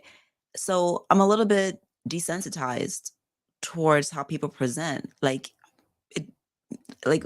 when you see people that are from New York and they say like scream, and anyone that's from New York is just going to continue walking, and everyone else that goes like so I'm desensitized towards like all the goth, all the whatever. I've seen so many different things. I don't have any kind of visceral reaction because I understand that people have different cultures, subcultures, different, all that different stuff. For me, the only thing that I'm married, right? So what I'm thinking about is in terms of what I'm attracted to, right, is like, oh, that person is handsome or that person is beautiful, but I'm not trying to talk to anybody. But sexually, there's something that I'm attracted to, and there's something that I'm clearly not. But I don't feel this visceral response like, what are you doing? What's going on? Take that off. It doesn't bother me. Like, you do you. Like, even if I saw a man with pink nail polish, stiletto, hey, do you? Where'd you get that color from? Whatever. I'm not sexually attracted to that. But I don't have this visceral response like, take it off. What are you doing? You're disrespectful. Men aren't supposed to wear that. It's like, no, I don't care. You trying to smash them? I mean, no, because I'm not trying to smash. Are you trying to touch? That's what I be thinking. Like, are you trying to take them home? So why am I at? Leave them alone. Yeah, leave them alone. Just go ahead, do your thing. I'm not attracted to it, but y'all do you. You do you. And I mean, like, my husband is a very like traditional man, so he doesn't express himself.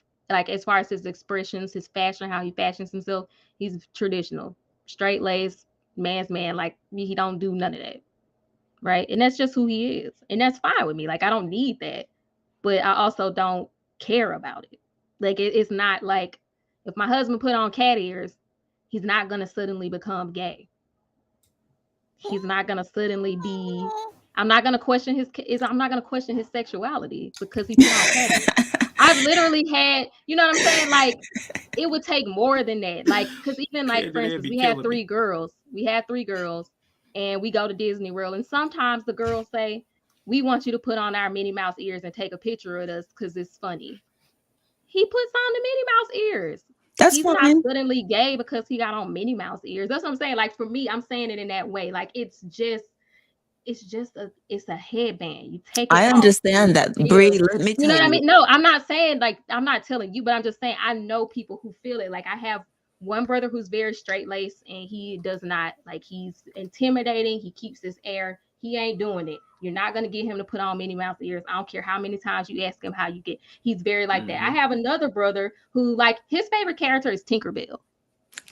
Like, it is. It's like one of his favorite characters. He's like, really? If I see a Tinkerbell thing, if I see a Tinkerbell thing, I'm gonna buy it because I think when he was young and a very important part of his childhood, that was like his favorite movie, and he always thought Tinkerbell was like cute. Like, he was like, always thought Tinkerbell was cute and like attractive.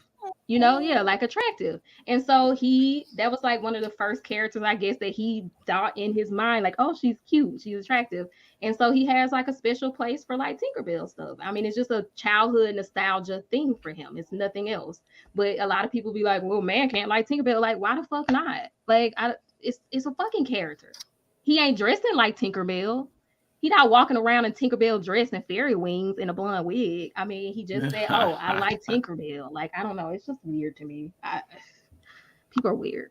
Tink will get your cheeks clean. That's what I'm saying. Like, it's your sexual awakening. It's a reminder of your sexual awakening. And people are like, well, you're gay because I don't know. It's just weird. No, I get it. But that comes from that gender norm where we are looking for very specific things. We're trained. Our mind is trained on very specific things. So I get it. I get it. I think we just need to actually start having real conversations with our families, that we can start unpacking this stuff at an earlier age, so people aren't growing up with a lot of confusion. I think there's a lot of repression and fear around the conversations. A lot of us, I've noticed even on my panel, a lot of people, or not this panel, but I've had people come up that are like, they're worried about being labeled certain things. If you're worried about being labeled certain things, that means there's things that you're not willing to say and explore in thought and in word and in conversation. So some things are just going unsaid from pure fear of how it's going to come back on you, which means you're probably not having a true conversation with a lot of people because you're worried about how it looks.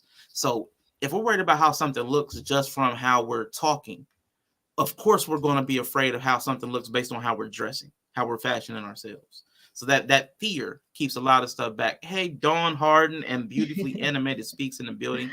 Wanted to greet y'all.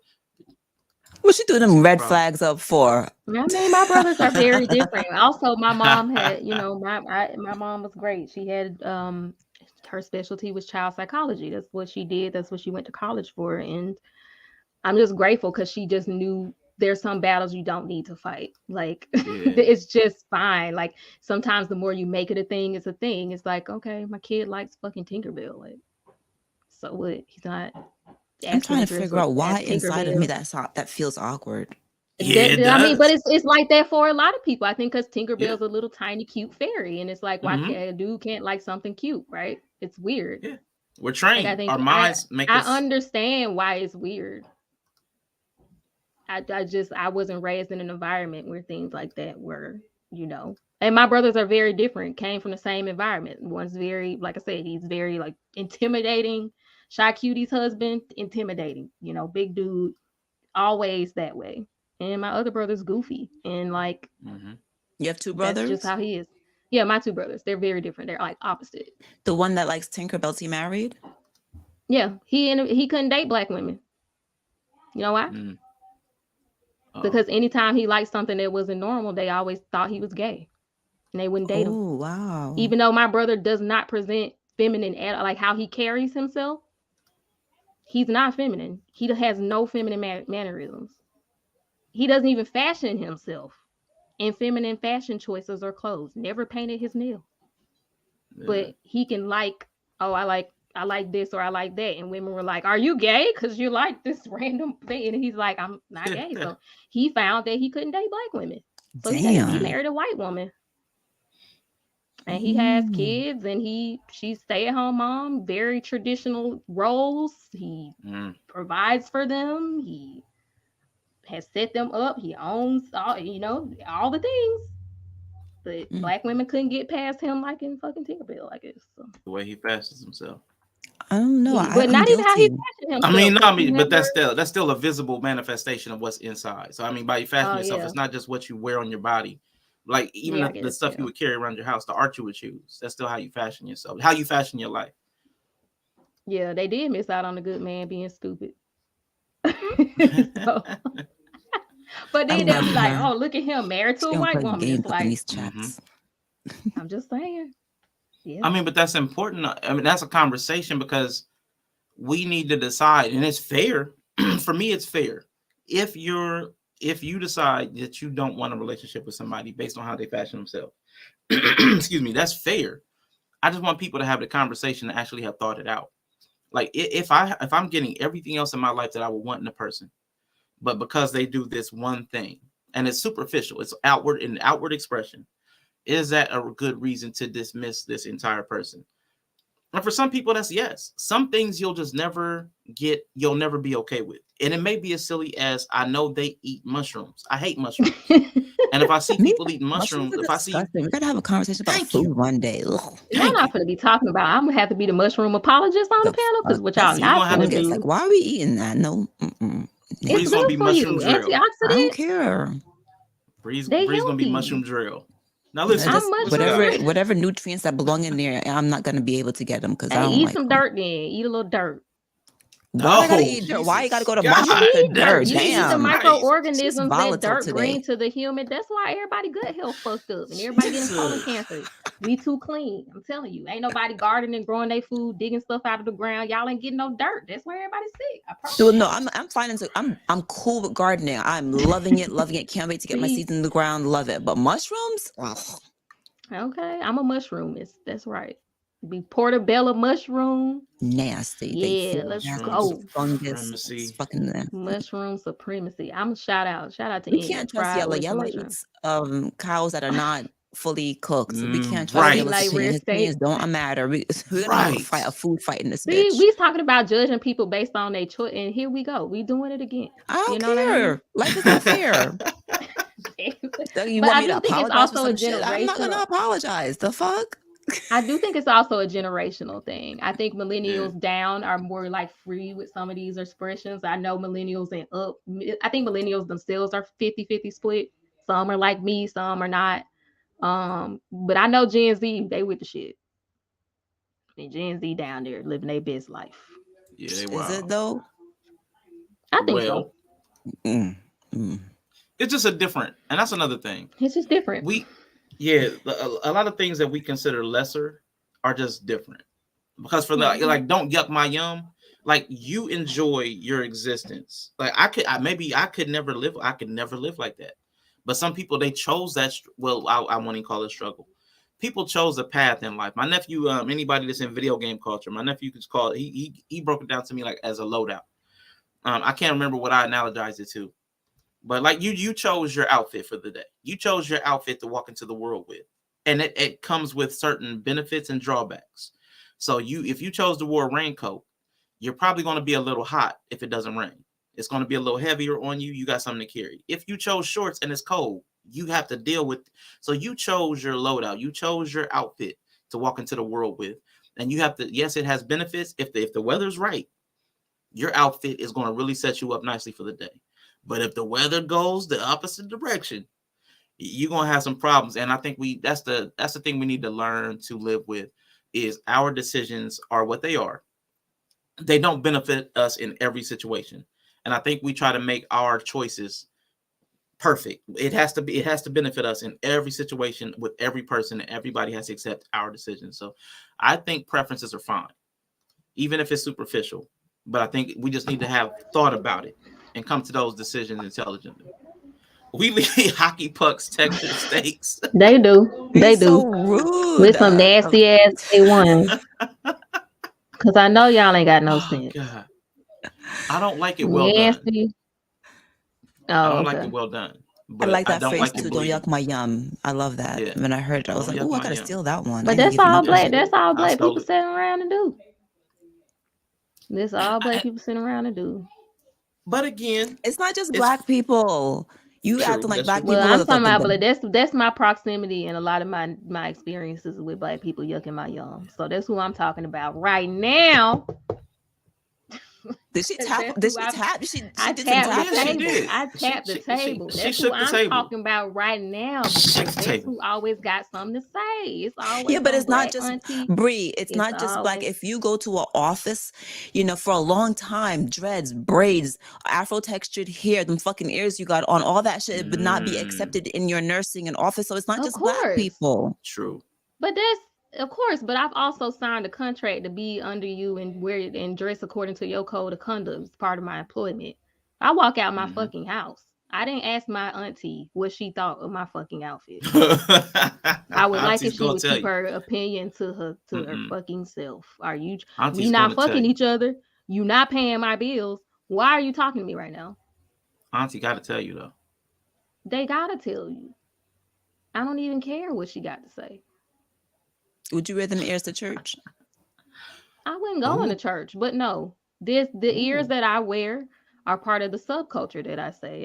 So why won't you wear them to church? So I don't wear these ears to Publix. I don't wear my submissive choker to Publix. I don't feel the need to wear these certain things in certain places. That's not to say because you partake in an alternative subculture, you are saying to everybody that structures and institutions don't matter and don't deserve some sort of respect. But the issue is for me that people project that on you even when you're not partaking in said institution. I'm okay with showing up to my job according to the rules that I signed up for in my job. I accept that a church is considered holy ground, and so I'm not going to wear certain stuff out of respect for the church culture. But what I choose to wear when I go to a con, or if I'm just going out for fun, or in my own house, or is a whole nother thing. And people should have respect for my life and say, well, she's not in any of those spaces. Therefore, there's no problem with what she's doing right now. So do you expect that even when the way that you present, however it is, whether it's blurred culture or kawaii culture or whatever subculture that you belong to, I know that you are just expressing yourself, you're part of the subculture or whatever, but do you also, what level of like how I receive you might not be the way that you're intending to present, right? So the way that I receive you, are people like that willing to kind of explain, or should we even ask questions, or is it just they can explain. We had Roberto come up here and say he thought I was working in fetish culture. He can say that. He can say that. He was like, I thought you were in some type of fetish thing or something because he saw the ears and stuff. And I was like, he's allowed to make a wrong conclusion. He allowed to make a wrong conclusion. They don't make it my reality though. So right, of course, right. But that's where my issue come in. When I tell you. But why is it an issue if someone doesn't understand? This is my issue. You said what you thought. I told you what it is. You reject what I'm telling you it is as the person who's doing it and just going with what you thought. But it's the same thing gay people say. Like, I'm telling you my life experience and you're just rejecting it so that you could be right about me. And that's where it's like annoying. Because you can think, oh, she got an OnlyFans or something. Okay, but now I'm telling you I don't. I'm telling you why I wear ears, where it comes from, and it's not that. So if you choose to just ignore what I just told you and still decide, oh, she working fetish culture, then you're an idiot. Then you're an idiot. And that's okay. You could be an idiot. It don't make you right. So it's okay. It's okay to not know. It's okay to be like, I've never met anybody like you, which is what I told Simon goofy ass as well. It's okay to not understand how to receive me or interpret me because you've never met anyone like me. What's not okay is for you to sit here and think you know what the fuck you talking about instead of just asking me a question. That's what's not okay. And if you can't shut the fuck up and keep it pushing, then at least have the intelligence to ask a question like you have a brain. And just listen to what I have to say. That's all you got to do. So I don't mind people not knowing how to receive me. It's fine. It's just how what you do with that is how I decide you're an idiot. I got a lot of stupid ass aunties too. Get them aunties. I'm just get them aunties. Be easy on the aunties. They trying to. No, I'm not. I'm not gonna be easy on them. Nope. It's a lot to accept, be easy on them. No, I'm not gonna be easy on them. I'm not, because they're not easy on nobody else. That's a good point. Yeah, they always be going hard on everybody else. They do. Old ladies, do we give older people a little bit of grace compared to younger people? Too. Nope, they can get smoked. Nah, I don't want to smoke the aunties out, the older people. I'm more No, let's give leaning. them a little I'm grace. leaning more into that Damn. Generation Z energy. I'm leaning more into that. Y'all, if you want to come up, talk crazy, you can get the smoke. If you old and you don't know how to be respectful, you can get this smoke. Period. Boomers, they can get the smoke. Boomers, too. stop it. I'll be okay boomering us. Ain't they old? They Okay, so they old. get the smoke too. A lot of people are ignorantly stupid, no intelligence at all. I do have. I wanted to ask you guys a question because the couple comments hit on something when we started the whole mushroom thing. It triggered my mind to what we've been talking about the whole time. Because Bree, yes, me saying that Kai looks feminine and stuff like that. That is kind of us like yucking your yum. Like that's not something that you should consume as a man because it's feminine. So that is us trying to tell you how to take something into your eye through our own lens. So that's true. And don't you worry, I'm gonna always take me in some Kai, baby. Okay. Yeah, go ahead and take you in some Kai. Go ahead, get you some Kai. Go ahead.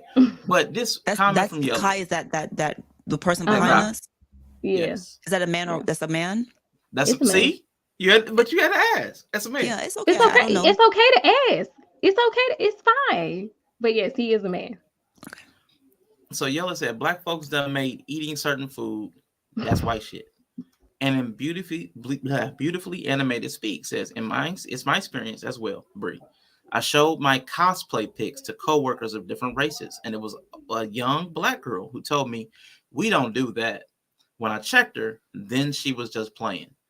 Now, what I want to bring into... Wait a second. Wait. So when she says we don't do that, why check her? Why not educate her? Because the fact of the matter is most black people really don't. So this is why I say have a little grace sometimes for people, because she's not saying anything wrong. Like black people typically don't fucking do that. So why we always got to present, but I'm going to check your ass. Like I don't even know how the interaction went. Right. I'm just saying, so I checked her, but like, why not just educate her? Because she's not lying. Like she is telling you the truth that black people don't really be doing stuff like that. So what's up? But that's the same language Bree pushed back on me for, because if Bree does it, then black people do it. And if beautifully animated speaks does it, but that's not what the language. Black people don't do that. That's an absolute. That doesn't have because you know how we like some not all. We always got to add that some not all. Some but not casual all. Conversation isn't like when we're talking casually. You know, sometimes we miss out the some. We're not talking about something that someone wrote. Like written language is different than spoken language. So you got to make some assumptions, and that's kind of hard. And I'm asking for a little bit much, but we got to make some assumptions when we say black people don't do that. We're not obviously talking about all, right? But you're talking about me though, and you talking to me. Yeah. Right. So what she's saying is that black people generally, we like spoken language. Like I said, spoken language leaves out some words. It leaves out some adverbs sometimes. So when she says black people don't be doing that, like. See, you are more empathetic than me because she getting cussed the fuck out.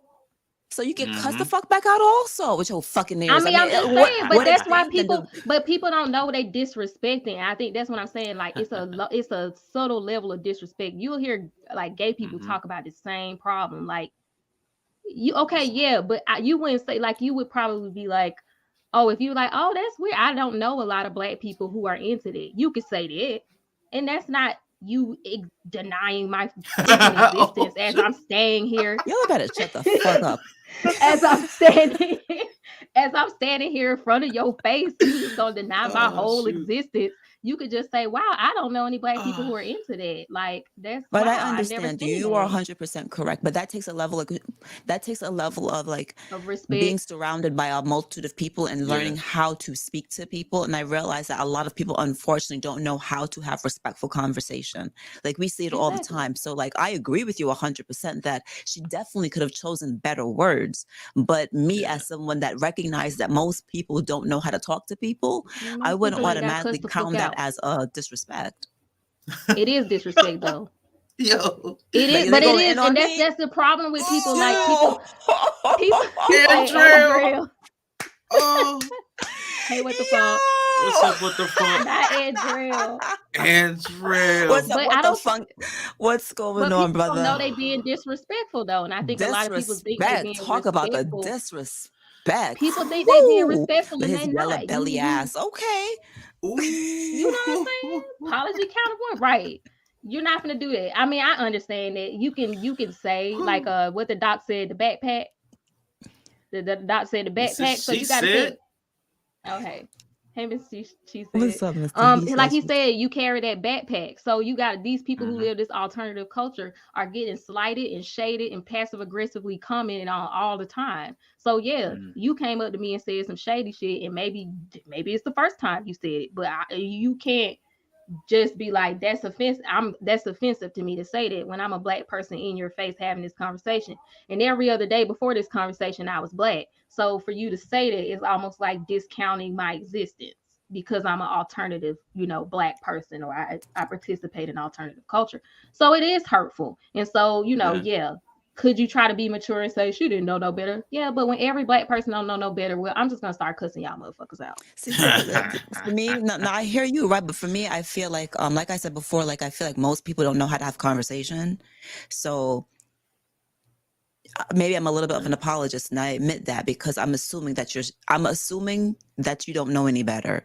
So I'm gonna try to correct you. And if there is blatant, if I tell you like, some people do, I'm here, I'm black, and you're like, well, I don't really see, and then we can have a deeper conversation, then that's fine, right? When she saw I wasn't about the shit, she bowed down to, I was just playing. Yeah. And I know it was a black woman. I got smoked. I know you got smoke, but not me. I need not what you can today. I'm just saying, like, it's a reason I had mostly male friends in high school, because for some reason the black women just couldn't let it go. It's why I had mostly male friends in high school. One, because they probably was in the cool stuff I liked anyway. But I didn't really get that, like they could just be my friend, even though I like weird stuff. Black women gotta always like shame you for it. Like you gotta make comments about it every time. You gotta make a snide comment about it every time I turn on fucking Pokemon. Yeah, I'm watching Pokemon. I already told you what it is. You're gonna be like, you watching that kid show again? Get the fuck out. I'm not playing with your ass. Like, this is the reality. It's not usually just, oh, I said it one time, you educated me, and now I don't make any snide comments ever again. That's literally usually not the reality. I got you. That's fair. So I just don't have a lot of patience for it. Yeah, I really appreciate y'all for coming up today. Nova, thank you so much. I just wanted y'all to thank y'all for being here again. Y'all have a wonderful evening. So, Good night. what is this ism? With you, Nova. You are trolling Nova. I know. I'm about to say everybody run out because Nova, you are on time as always. Roasting culture has truly crippled us. Yes, you are true. Right on time. Yes, I am. That's me. Mm-hmm. See, but you exist in that subculture, so she knows the shade you get all the time. She knows. I think it's cool. I have no issue with it. My only thing is that, like, I feel like give people the opportunity to kind of get to know you as opposed to being so directly aggressive. Because I have to say, especially them goth kids, my history with them is they're low key aggressive. When sometimes you just don't fucking understand. You used to being on the defensive all the time because people are attacking you every day. It's the same thing like gay people say, like, I'm getting attacked all the time. So yeah, you might not be coming with it, but how do I know the difference? Because it's usually my parents and my auntie and my family members who know me. My family who know me shade me all the time at every chance they get. So like, I'm not really buying that you didn't really know no better and you couldn't find a better way to say it. I'm just gonna assume you just like them. Like you just gonna come shade me because you don't understand me. So a lot of people who partake and participate in alternative cultures have gotten used to that kind of treatment. So yeah, it would be nice if we could be graceful to everybody else, but we don't ever get any fucking grace. So yeah, maybe, but it's like, it's just hard to know because there have been people you take the time to explain it to and they still say wild shit to you. So it's like, am I gonna waste my time? I'm probably not. I'm probably just gonna tell you being disrespectful, and then you're gonna downplay it and say you didn't know you were being disrespectful. I agree. That's fair. I feel like that's completely fair. Yeah, it's fair. The question I wanted to ask y'all based on those two comments that I was reading. Because we do assign a lot of stuff. Even Bree, we hit Bree with that so much. We just hit Bree with that about her food. You had some kind of open face sandwich the other day, and we basically pawned that off to that white stuff too.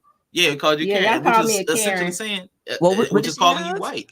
Because I put craisins in my tuna fish, and my favorite breakfast sandwich is like a smoked salmon with hummus, egg, spinach, and on a whole grain piece of bread.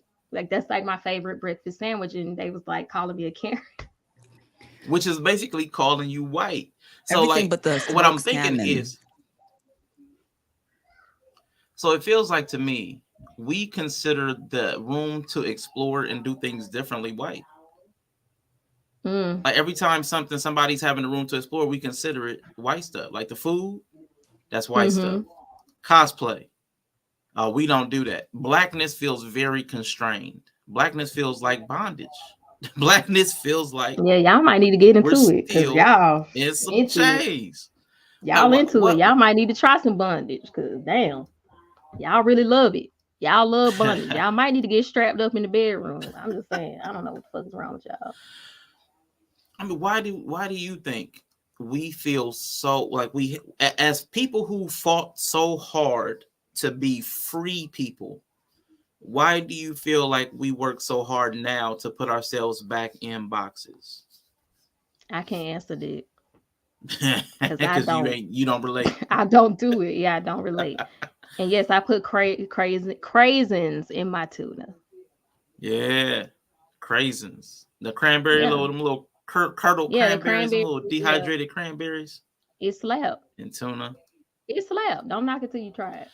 It is not cool what the funk. See, what the funk came in trolling. Somebody time him out for 15 minutes. No, I'm just joking. I can't relate to putting myself in a box. If there's a box, I'm going to stand on it. Oh, Candyman, you're muted. I like apples and craisins in my chicken salad. I like some fruit in my chicken salad. It's not my primary. I like multiple chicken salads. This is the thing. Like, we're not going to sit up here and act as if certain foods are not part of a culture. We sat up here and had all this conversation about like culture and the food that we eat and the culture and the fucking music and whatever. And so someone telling you that you eating something is white is not completely wrong, because like fried chicken and collard greens and shit, that's kind of Black culture. So I don't understand why people are offended when we say that certain things are white culture. I wasn't offended. So what about that? What about that sandwich was white? What about that? What about it was white? The smoked salmon was white. The smoked fucking salmon. Who the fuck eats smoked salmon? And me. And that doesn't mean that it's a bad thing. It's just I do drink kombucha, Nova. Kombucha's delish. I like kombucha too. Okay, see, Canada and white. But we white. But why? But that's okay. But why are we saying that because something is from that particular culture? I'm not assigning it to be negative or positive. That's the problem. Like you guys are, or not you, but like in general, when someone says that's white shit right there, like, okay, so what? Does it necessarily have to be like I like baklava? That's Russian. It's not. I mean, I think that people don't really eat. But I think at the bottom of it is like that was a shaming tactic. Like that's even now, like if we saying it as a joking way right now, but historically speaking, it's just like how when men do stuff, you would call people gay as a way to poke fun at them, like to shame them into being conformity, what is socially accepted, conforming. So it's a way to shame people into conforming to something. And so for me, it's like, okay, so you're shaming me into eating unhealthy, basically. I mean, if we really get to the root of why you would say something is white, because that's a shaming. That's a shame. I don't know. I don't like. No, I mean, historically in the community, that's a shaming tactic. If you say you acting white, that means you're not acting like who you are. You're not one of us. You're an outsider. That's a shaming. I'm not talking about the acting white. I'm talking about the food. And Kendall, I gotta call you out on that too. I don't think food has a culture the same way clothing doesn't have a gender. But I think, are you kidding? Food preparation. Okay. Has a culture. Okay. But the food itself, like any salmon, there's salmon probably in multiple areas and regions. Yes, but she said smoked salmon. Nobody else smokes meat. Like nobody else smokes stuff. I mean, Native Americans were smoking meat, really. They was like the Smoked salmon OG smoking typically is meat. not something from Black culture, and it's okay just because I said that's not that's some white shit or what. I mean, I never said that to you, but like just because I Right. understand why someone said that, that's not a bad thing. Like by somebody eating Ah, fried chicken, like you ascribe that to being Black culture. That's it is like it's not a bad thing. So why are we over here feeling offended? Like sometimes I feel like y'all fucking was it the millennials? Y'all get so fucking offended by every little bruh, goddamn thing. Like just we because be someone has a comment, peeping passive why y'all so aggressive offended? because we were raised in passive aggressivity. Mhm. We know it.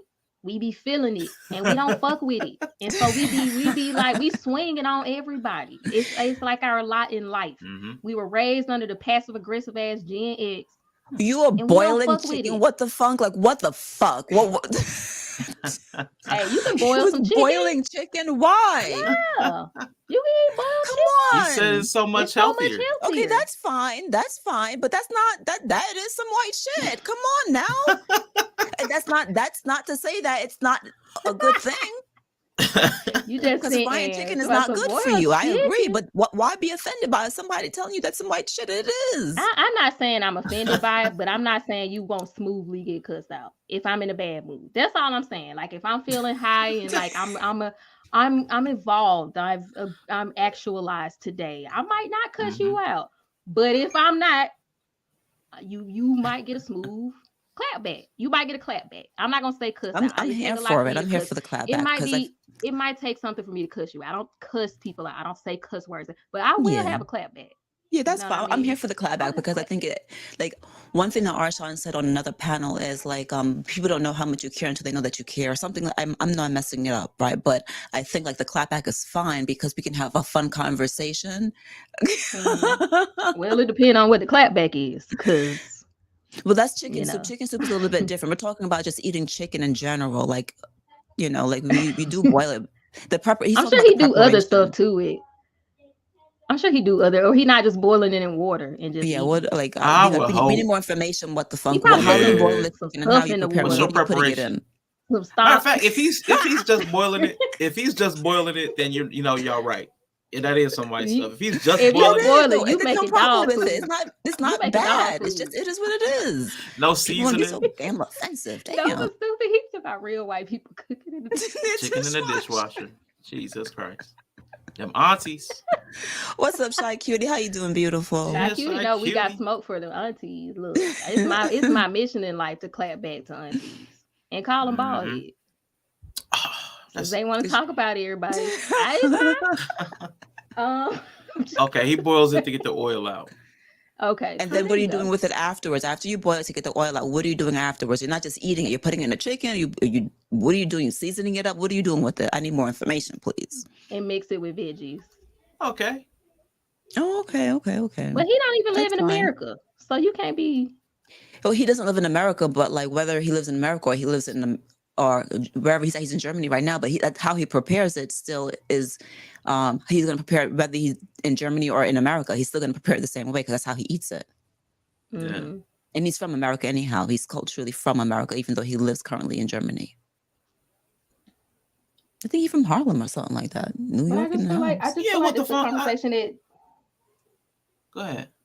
No, I'm just saying I feel like that's the conversation that need to be had because Black people do this in so many ways, not just with men and masculinity. They do it with whiteness. They do it with they do it everything. You But can't. why What you can guys you do smoke for Black people all the what time? can But you, you're like, because "Black what people, can you I- literally no because literally what can you fucking do as a Black person that's not gay, white, or just something else besides who you are, which is Black? Like what can you do? Like I'm sorry, But the Asian guy calls up in his own Asian fucking culture. He can't even get a fucking job because he's like one shade darker. I mean, every culture okay, but has I'm shit not. like that. But look, I'm not Asian. Mhm. I only know Blackness, so I'm talking to Black people right now, and I'm Black. So what can we do as Black people that don't get us other? What can Black men do that don't make them gay? Can they breathe deep? Nah. Can they make sounds when they breathe out? That sound like moaning. That sound like moaning. Can they moan out loud when they experiencing pleasure? Some women say they can't. Some women say that's gay. expressiveness. That's feminine and expressive. I'm gonna need you to moan. Yeah, keep a stoic face the entire time. You gotta be stoic though when you moan. You can't like Nah. loosen up when you do it and throw your head back. You can't. No. Can he throw his head back when he But does? how are you throwing his head back He though? throwing his head back. Is it masculine? Does he throw his head back masculine? Like If the he nails. just tilt his chin up a little bit, 45 degrees. Like at what degree does it become feminine now? Just can't have no tilt to it. It's gotta go No straight tilt? back. No tilt, no turn. Gotta be straight. Okay, he can't turn him on, but he could just Moan with a cough he at could the just end. look A straight. cough. He gotta look straight and moan. Ask men if they can submit. I'm and just say. saying, like I be hearing black women talk. I'm just saying. I'm not Submit. gonna How hold do y'all. black men submit in sex? You know what I find funny about this? How whole does con- anybody about- submit in sex? What? How does anybody submit in sex?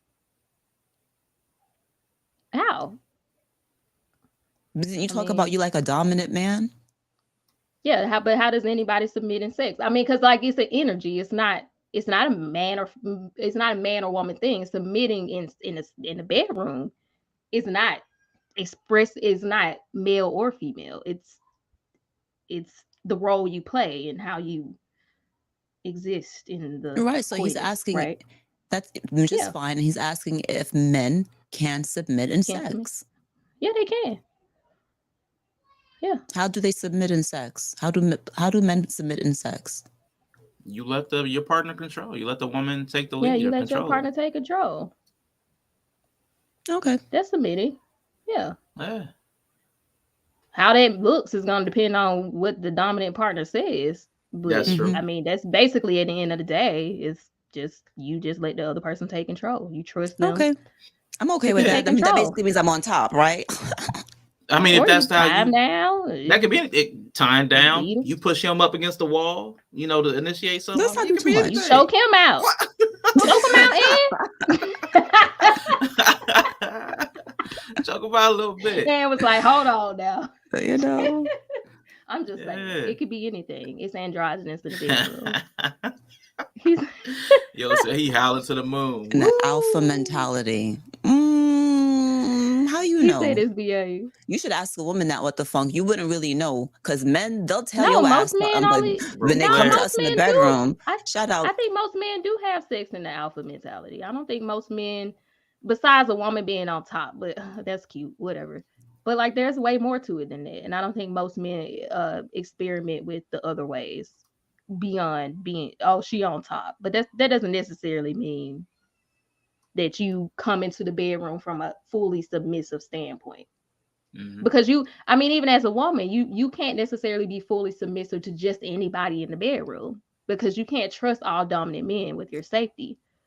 So, I mean, it's the same thing. So, like, yeah, I think, yeah, people say, oh, be on top. But no, there's a lot of ways to be submissive. And I don't think most men would be okay with it if they're clinched up, as I always say. I agree with you to some extent, but I think that men, when they have male to male conversations about the things that they like in the bedroom, I think they lie a little bit. Oh, You know, I think you got to ask women because women, we're having sex with men, right? And so we know what y'all like. Like they'll act Oh, like and they don't like certain certain archetype things, of but the men. fact of the matter is, like they do like some stuff, like outside of like things like on top. Some of them like they nipples played with and shit like that. Like Mhm. that's a submissive thing if you ask me. It's But not, they'll it's be an like, oh, erogenous touch my zone chest. thing. Hmm? It's an erogenous zone thing. I don't know. I mean, but I think if we just think about this conversation, the type of men that most women are going to pair with because they don't allow certain expression on the outside is going to be a very narrow type of man. Wait, what is Right? this? Okay, No, that's what I'm it's saying. nuts. I'm not on the Nova's verge with of the death shit. by booty Nova's with the induced shit. I asphyxiation. peeped It's it. not Nova is fun. with the shit. Don't question Nova. He mean what he say. Yeah, Just listen. he's- Nova's with the shit. Okay. Wild. Nova's wild. I gotta read that again. Matthew. I'm not on the verge of death by booty-induced asphyxiation. It's not fun. Like he has to be literally dead Don't for you to fuck with his control it. ass. Is that what he's saying? No, he wants booty-induced. He wants to be suffocated through the booty. He wants you to plug his butt, basically. He want the booty plugs. See, so I'm Yeah, so he want fucking them. far away from this that I don't even know how to read that thing. Top doesn't mean you're the dominant one. Motherfuckers be in full control on doesn't. top, bottom. Yeah, holding on to Right. those love handles. Yeah. Yeah.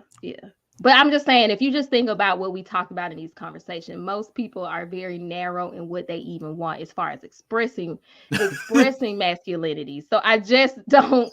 You want wrestling in the damn fucking bedroom? Want a wrestling move, bro? This is not a wrestling match. WWE with you. Ding ding ding ding ding! Here comes Yella So in we the can get blue noise boxers. complaints. Talk about, I think somebody getting murdered in there because I just hear all this thumping, like they moving bodies.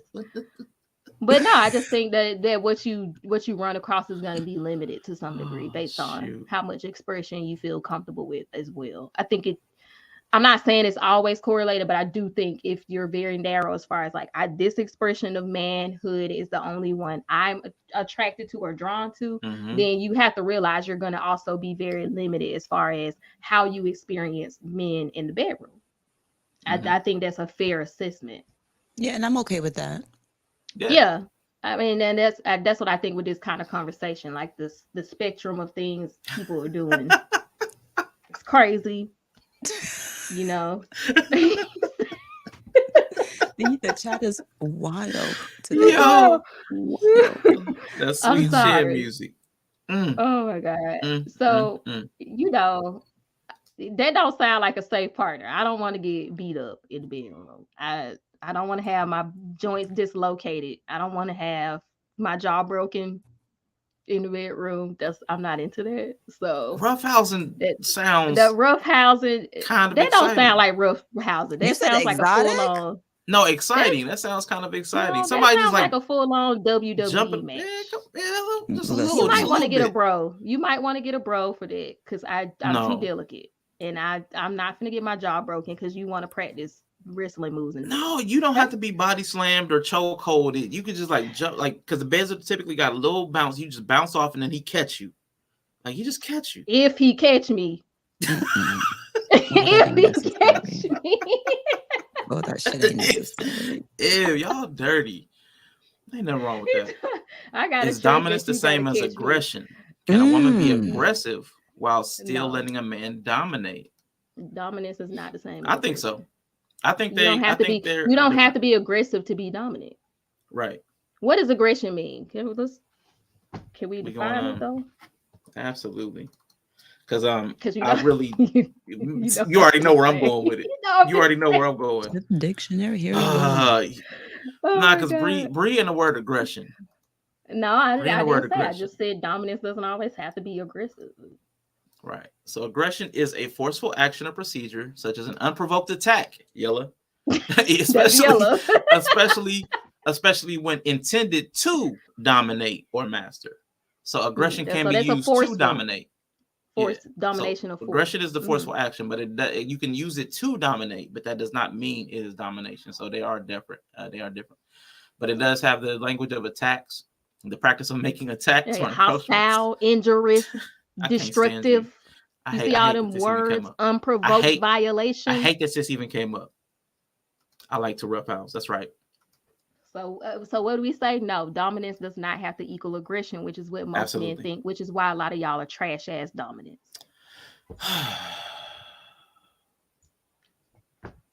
You know what? I think pillow fight. Pillow fight? I'm cool with that. Yeah. Just don't be knocking me the whole out because like men, you are strong, but like okay. Yeah, them pillows, like some pillows are like them nice, expensive pillows. Like them pillows I got. Mr. He said, "What's up, man? Chopping ninja across the chest." Please don't hit me with my pillows because they heavy and I'll be. Oh my god, yeah, you probably got specialty pillows. That makes perfect sense. I do. I think that was a great question about the aggression and the dominance because the language that we use oftentimes when men are talking about sex, they act as if dominance does have to be violent. Like when you hear like, oh, I beat up the blah, blah, blah, or like I dug her out or like we smashed. And it is very aggressive language when we're talking about sex, right? I killed it. Smashing it. I killed it. I beat it up. I had it in her guts. I did, it's very aggressive language. It doesn't have to be that way. Right. It's making my stomach bubble. Right. I'm like looking for ibuprofen right now. Like that sounds terrible. Man.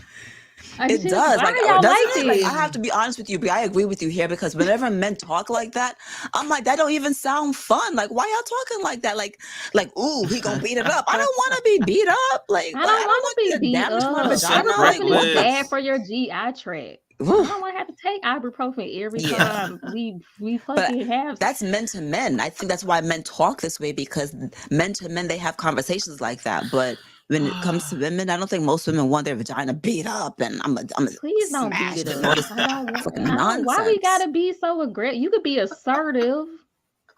You could be dominant without. You could be nice. See, that was my point. I said some of y'all, the way y'all talk about real housing, y'all might need a different kind of partner, okay? Y'all might need a different kind of partner. Because your girl rested in her femininity. I ain't built for all that. I'm sorry. Oh, God. We practice tantric sexuality, see? Okay. Quantum like that. Energetic mastery. Energetic I don't need all that tantric stuff. No, you can't replace. I think dominance can you replace? So are you saying is dominance leading, or are you saying aggression is the same as leading? That's what I want to know, because I don't think aggression is the same as leading. Dominance would be the leading part.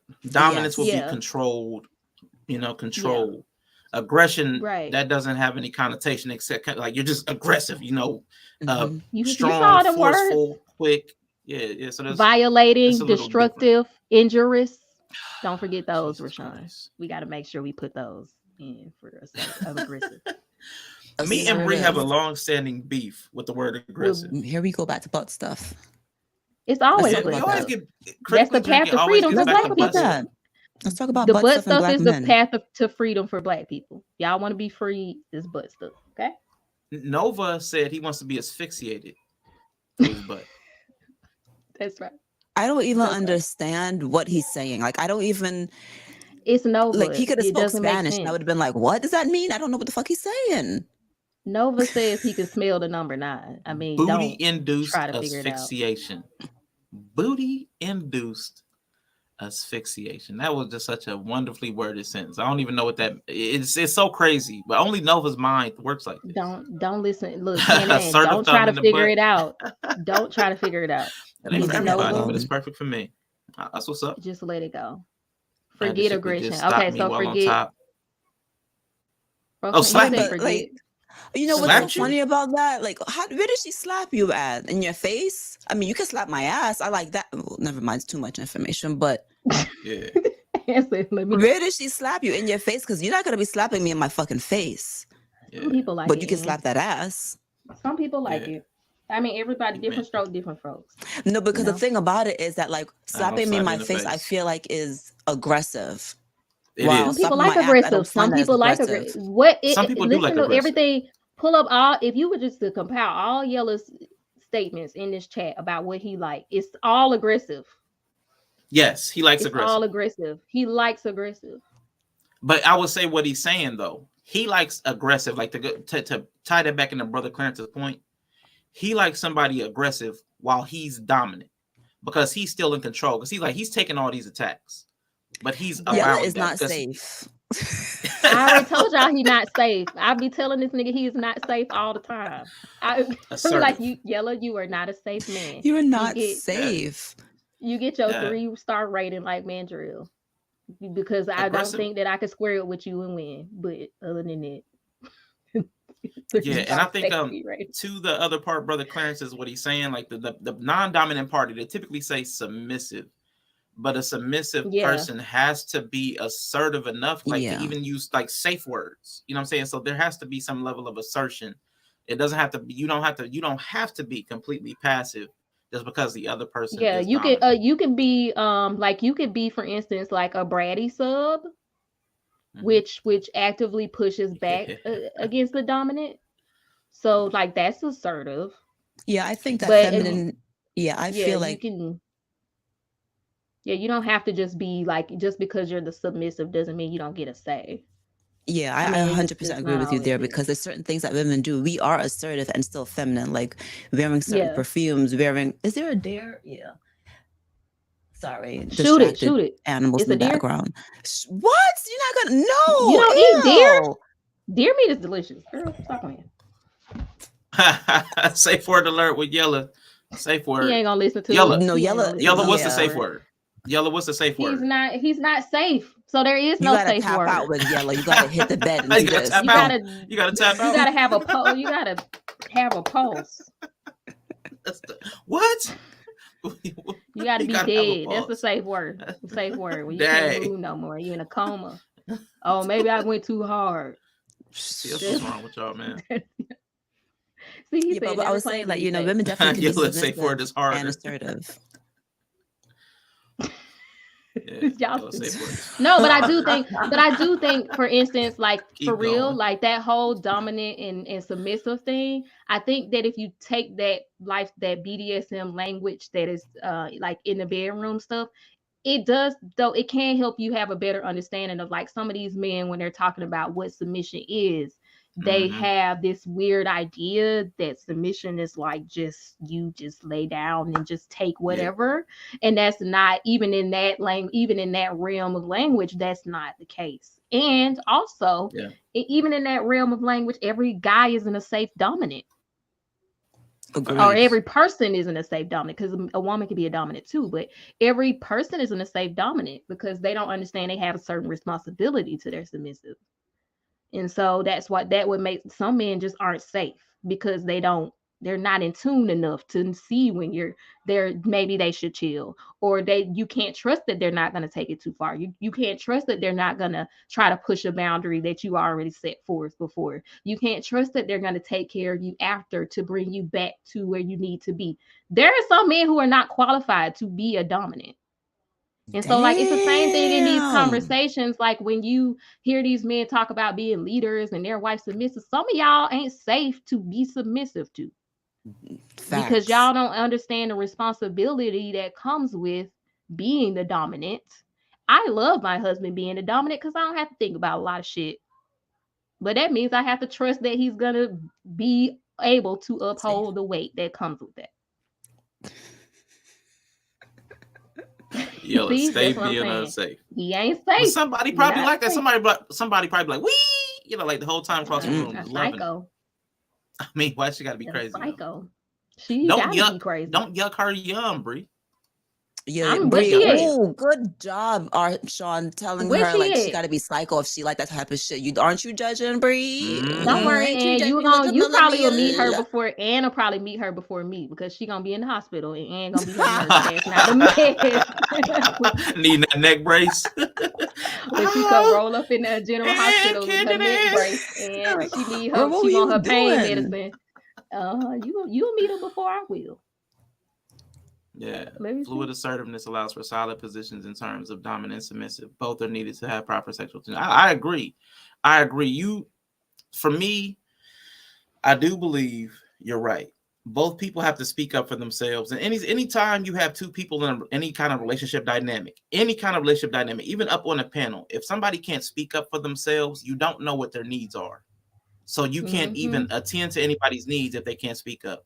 Check out Candid Ann's channel, because Bree and Candid Ann just did a video about advocacy, because some people don't know even how in healthcare, how to advocate for themselves. Somebody else has to assert on their behalf, or even if you are the patient, how to assert on your own behalf. Assertion is important for all adults to be able to learn to do and to move in the world, period. But it does play into romantic and sexual relationships as well. I go for you are not safe. I wasn't even going to say that. He need to be put on the watch list. He's not safe.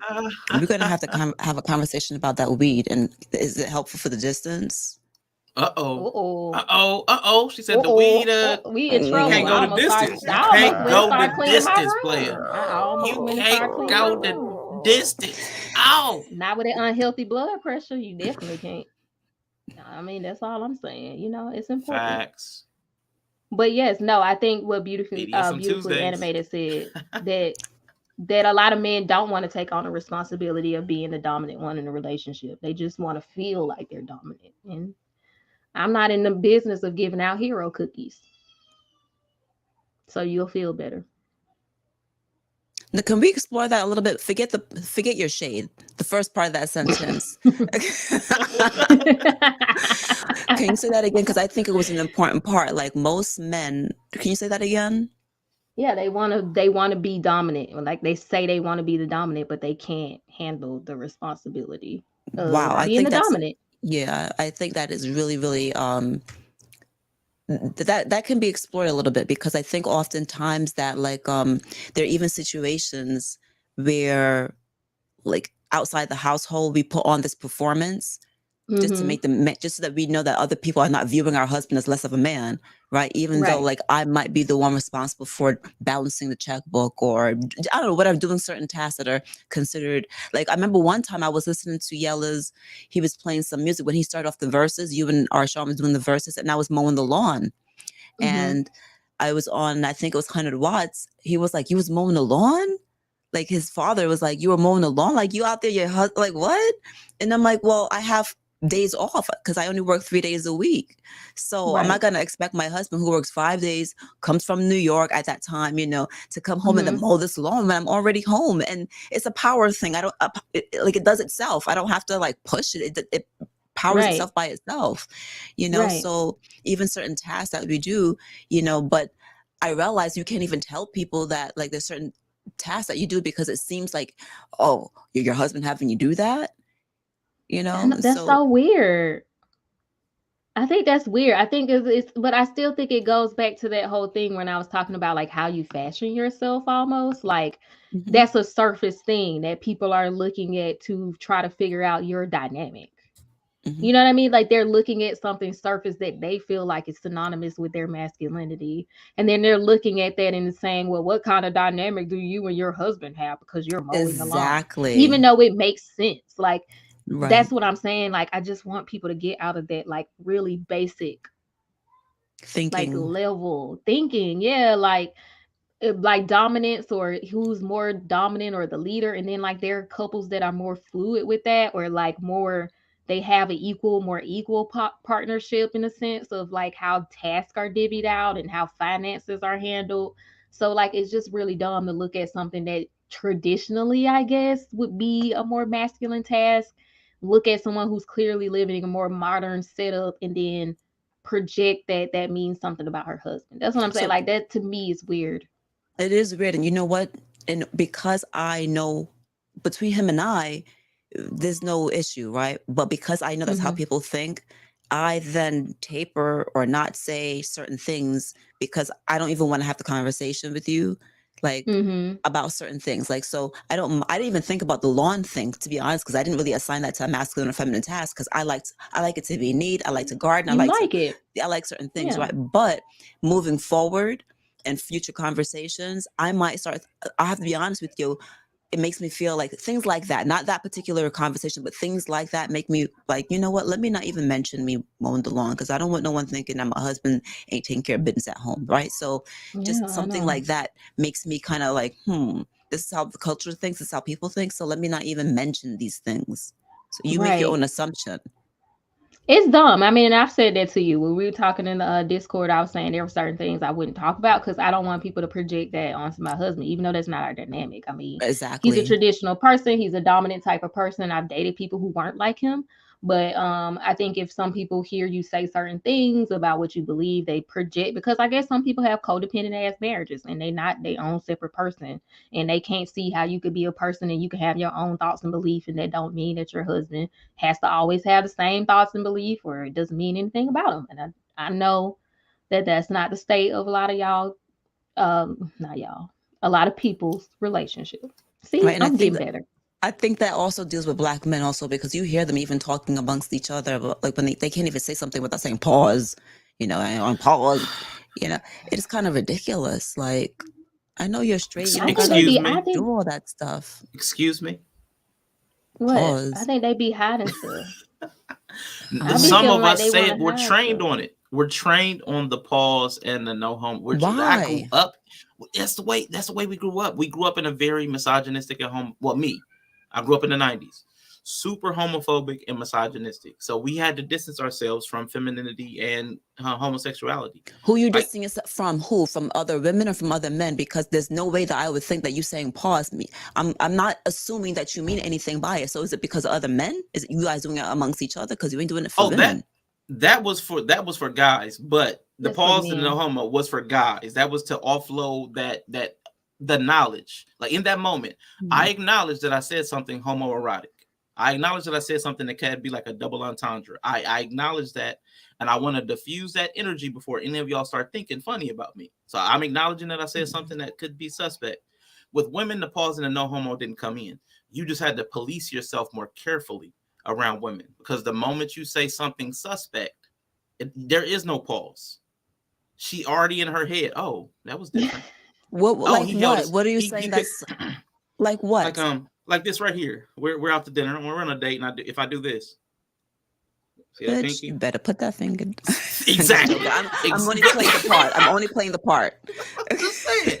But we know that women are automatic. There's a snap judgment for some. It might be intonation. It might be a tone. It might be a gesture, a posture, anything. And you could be disqualified. So we had to heavily police for women.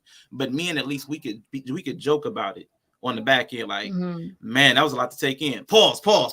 You know, we could have fun with the fact that we were saying something awkward, or, you know, that could be a double entendre. So the funny thing about that is, like, when you say that's a lot to take in, I'm over here thinking like emotionally, right? But it makes me feel like y'all always thinking about sex all the fucking time. That like your mind is always there. It's starting to make me think like, are you suspect? Like, why are you so damn caught up in this stuff? Like, you know, if you could just live your life and not say all these different things, I wouldn't think anything of it. But because you are acknowledging the fact that it sounds gay, I'm wondering, are you trying to hide something? But we're trained. Our mind is trained to think in that. We're thinking that became part of the culture. We're cultivated, and we're having to think about 1, 2, 3 different ways that our what we're saying might come across. Not just to women, to other men, to different groups. Like, it's like code switching in a way. As men, we have to code switch masculinity because everybody's judging us on different standards. So I mean, it's really important. That's why so many black men, I'll say black men especially, are feeling overwhelmed because we have to be there is no place where a black man is free to be a black man. It's full expression. There's nobody he's 100% safe around. There's no place where I, as a black man, could be all of the ways I need to be, and I'm fully accepted. And the problem, like your face, anybody, I am not 100% safe to be my full self here. Not just with y'all, with the chat, anybody in my real life, my friends, my family. No, there is no place where all of my thoughts can be expressed as I have them without them needing to be policed. I found that out from experience. Some of the, like, especially like around violent language and violent thoughts, because we do have a lot of aggressive nature to us. Women recoil immediately, no matter how supportive they want to be. They start immediately going to their safety. So as black men, with women, we can never be fully expressive. And with other men, because of that, there's like an ego thing. Sometimes it's like an ego. We have, among the male relationships where I fully trust, there's a protective layer of needing to protect my image with you. I need to always be cool with you. I don't ever want you to see me a different way. So even there's certain things we won't do, say, dive into, because of we don't want to be judged as less than a man, this, that, or the other. I mean, because in Black culture specifically, and I am too, we're hypercritical of each other. Oh, you're acting white. Oh, you're acting gay. That's not what a real woman does. We're hypercritical. And because of that hypercriticism, all of us are carrying around a lot of baggage about who we're not and who we should be. We're all carrying that. Yeah, that's a human experience, though. That's just, I know because you are in proximity to Black people and we talk about Black people, but that's a human experience. I don't think anyone at all, like these white people, Asian people, I don't think anyone at all is able to really truly be their full self. Like, we all do code switching to some degree. We all feel the need to, like, even within generations, you know, I think it's something that we do. Yeah, go ahead. I've seen white men, and I'm not saying I want to do this. I've seen white men videos record themselves with one pulling down his pants, rolling on his back, and another one putting a firework in the other boy's butt and lighting it. White people feel free to do some crazy things. A lot of other cultures feel completely free on camera, off camera, doing and saying a lot of things. But amongst ourselves, we police ourselves more than anybody else, in my opinion. We do not feel safe as I'll say a subjugated class of people speaking freely in front of white people. That's the whole, mixed company. You talking out of turn, speaking in front of mixed company. We police ourselves, and I've spoken to a lot of white people. They don't even understand that. They're like, from people I've worked with, all the way to people now on YouTube, and I'm dealing with white people. They're like, we don't police each other in the same way. The same way. I understand that, but I think it presents differently for them. Like, so for instance, these white girls that, historically, they want to be extremely skinny, right? They police what they eat, the calories. I'm at work and they're always freaking talking about calories and how much is like obnoxious. Like they're constantly, because they are heavily policed regarding their weight. Now, I'm not saying, like, I understand.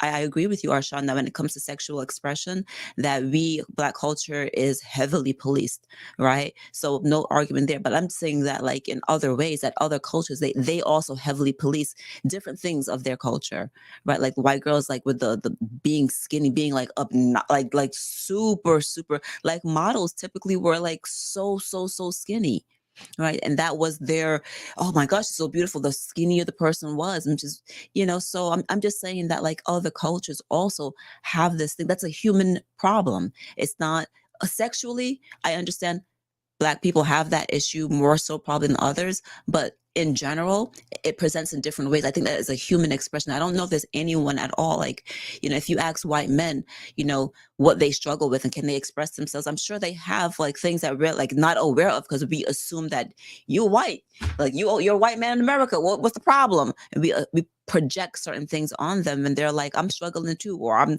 just whatever it is. Like one of the things that we project on them is wealth. Which might not be fair, because we assume that, like, we'll see a white man dressed like, I'm going to say dingy, dressed like just super casual. And we, not all, but some assume that, oh, well, he probably has money, so he doesn't have to dress up. It's no big deal. We see Black people dressed in that same outfit. We assume they poor.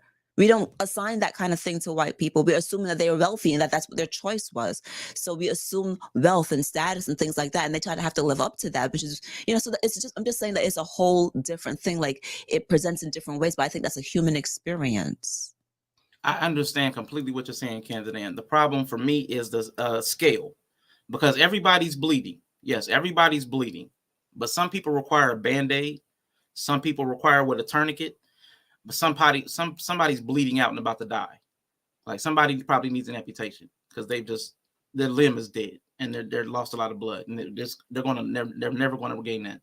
So yes, everybody has an injury, but there is a reality of severity, because I would even say the word intersectionality comes to speak about that. Well, I have to deal with the harms that come from just being Black, and I have to deal with the harms of being a woman. Because there are real harms from being a woman. There are real harms from being Black. So now I've intersected. Then let me be a queer person too. Now I have a third intersection. So now I'm not only marginalized because of my gender, I'm marginalized because of my race and skin color, and I'm marginalized because of my orientation or sexuality of some sort. So the compounding effect of all of these different harms can overwhelm a person, because we all have different capacities to cope and to deal with these different harms. So I'm not saying that I'm one of those people that actually believe that we need to actually start to consider the plight of white men, because it doesn't matter what the reality is. It matters what the perception is, because as a man thinketh, so is he. So if he believes himself to be aggrieved and he's the most powerful group that controls the resources, I want this person to not be angry and lashing out as a marginalized person, as a vulnerable person. I like in a household, I don't want I don't want the drunk father angry. You don't want the drunk household father angry when there are women and children there. You don't want that. Women know, they start kowtowing and policing around the men. The children even learn to try to not set him off. So what I'm saying is, if that person is set off, or that group of people is set off and triggered, I want to know why, and I want to police that for my own safety, selfishly. I want to make sure I'm safe because I know you're aggrieved. So yes, everybody's bleeding, but I do think we need to acknowledge that there is a difference. And we also have to acknowledge that sometimes it's the perception versus the reality as well. Like, all three things need to be considered. And hello, Risa Neal. That's a great point. I think it's a great point because while others might be bleeding out, the fact that you have a small cut, the fact that you perceive it as a big deal, and on top of that, you socially hold a lot of power, right? We need to consider that because that affects how others are being cared for. Yeah, I agree with you there. I mean, because truth be told, even that cut can get an infection that could kill you. So it may not be to the severity that I'm bleeding out, but your small plight could become a big plight if left untreated.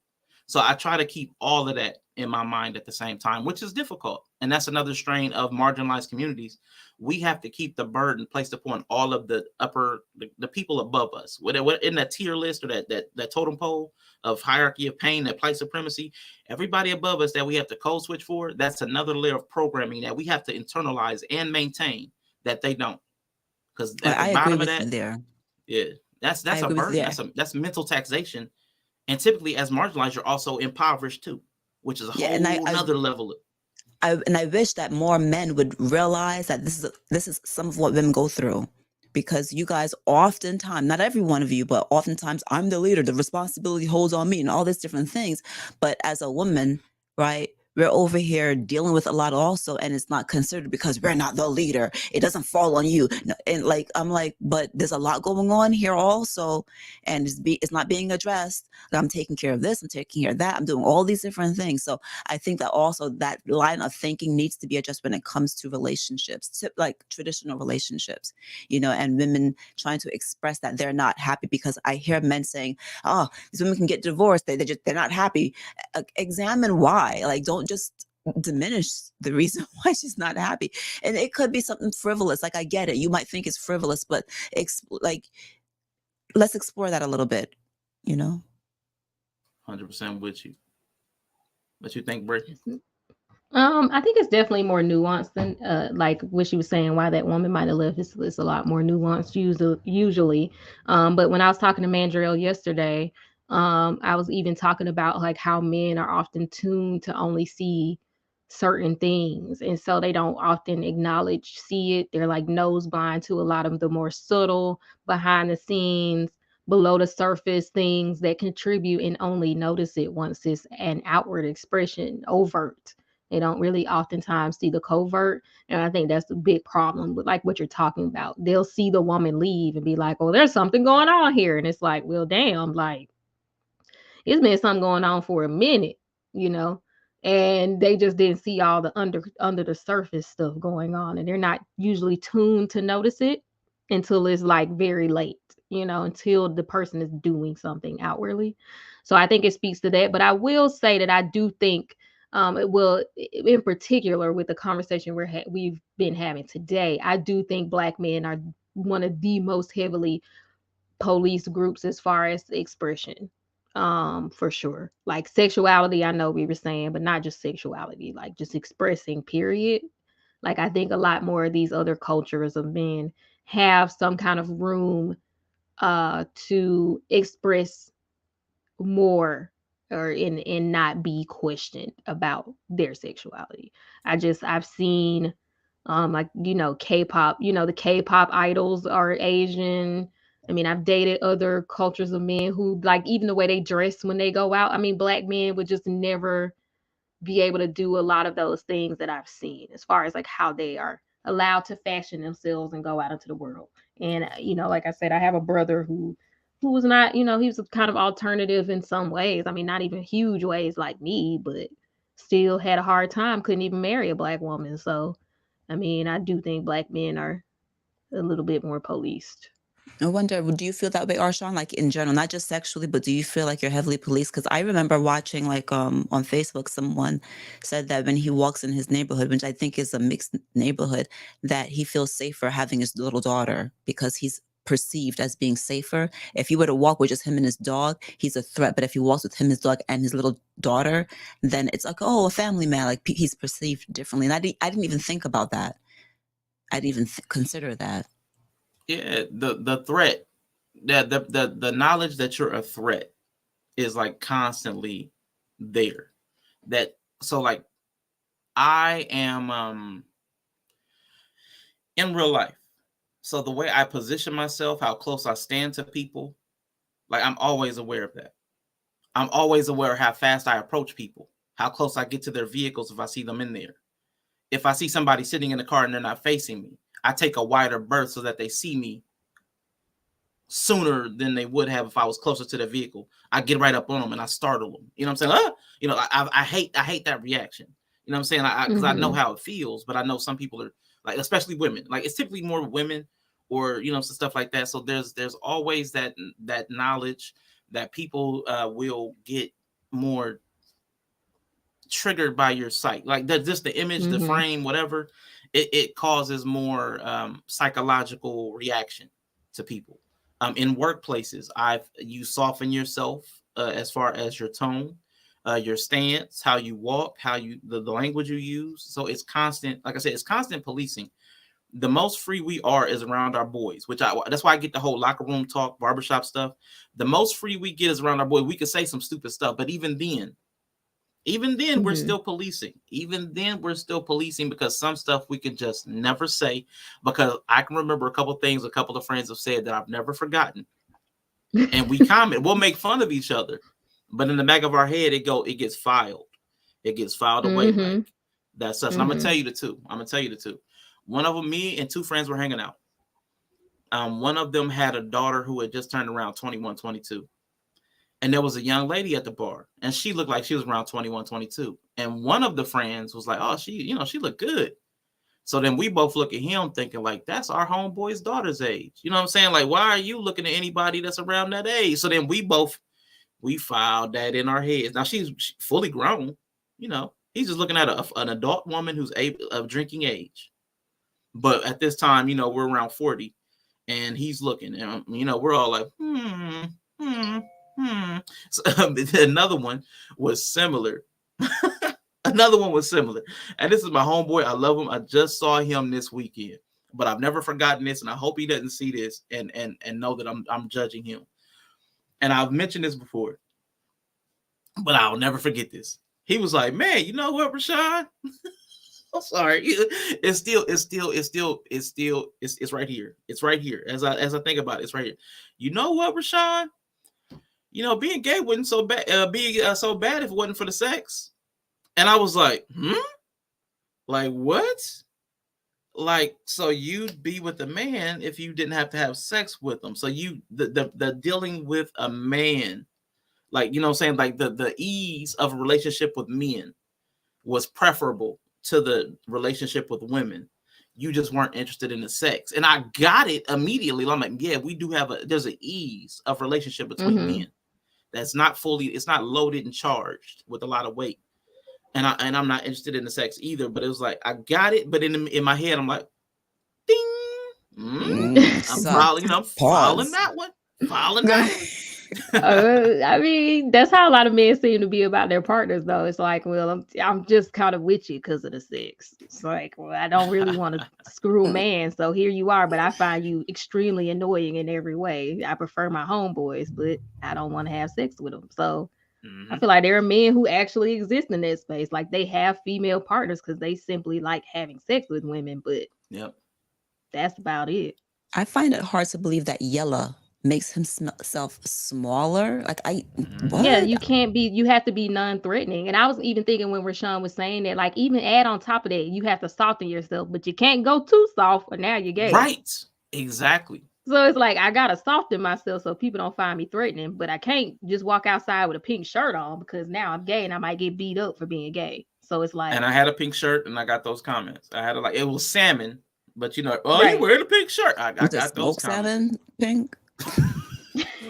Smoked salmon slap, okay? It's nasty. I tried it though. But it's too much.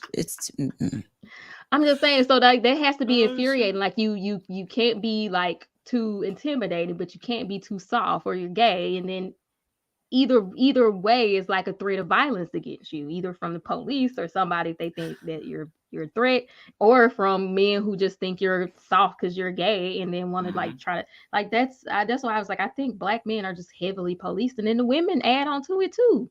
You can't do much of nothing before. I mean, well, I'm just saying, we're talking about how police they are from all the angles. It's like, well, yeah, you can't go too soft because now you're gay, and you can't do this because even your own women are going to think you're gay. And so it'd be one thing if the guys who you're not trying to smash thought you were gay and you were still pulling women, but you're not going to pull black women if they think you're gay. I mean, so it's like you can't win. And I'm going to stick up for women. I'm going to apologize for women because women go through the same nonsense also. You got to be super feminine, but you can't be too sexy. You can't be too masculine. Your masculine energy can't be. Put it on 2. Go ahead and put it on 2. Right? Women, we go through a different type of thing also. Like, you can't be expressive. You can't wear bunny ears. You can't have a pink wig. You can't, like, you're a hair-hatted hooligan. If you're too sexy, you're a whore.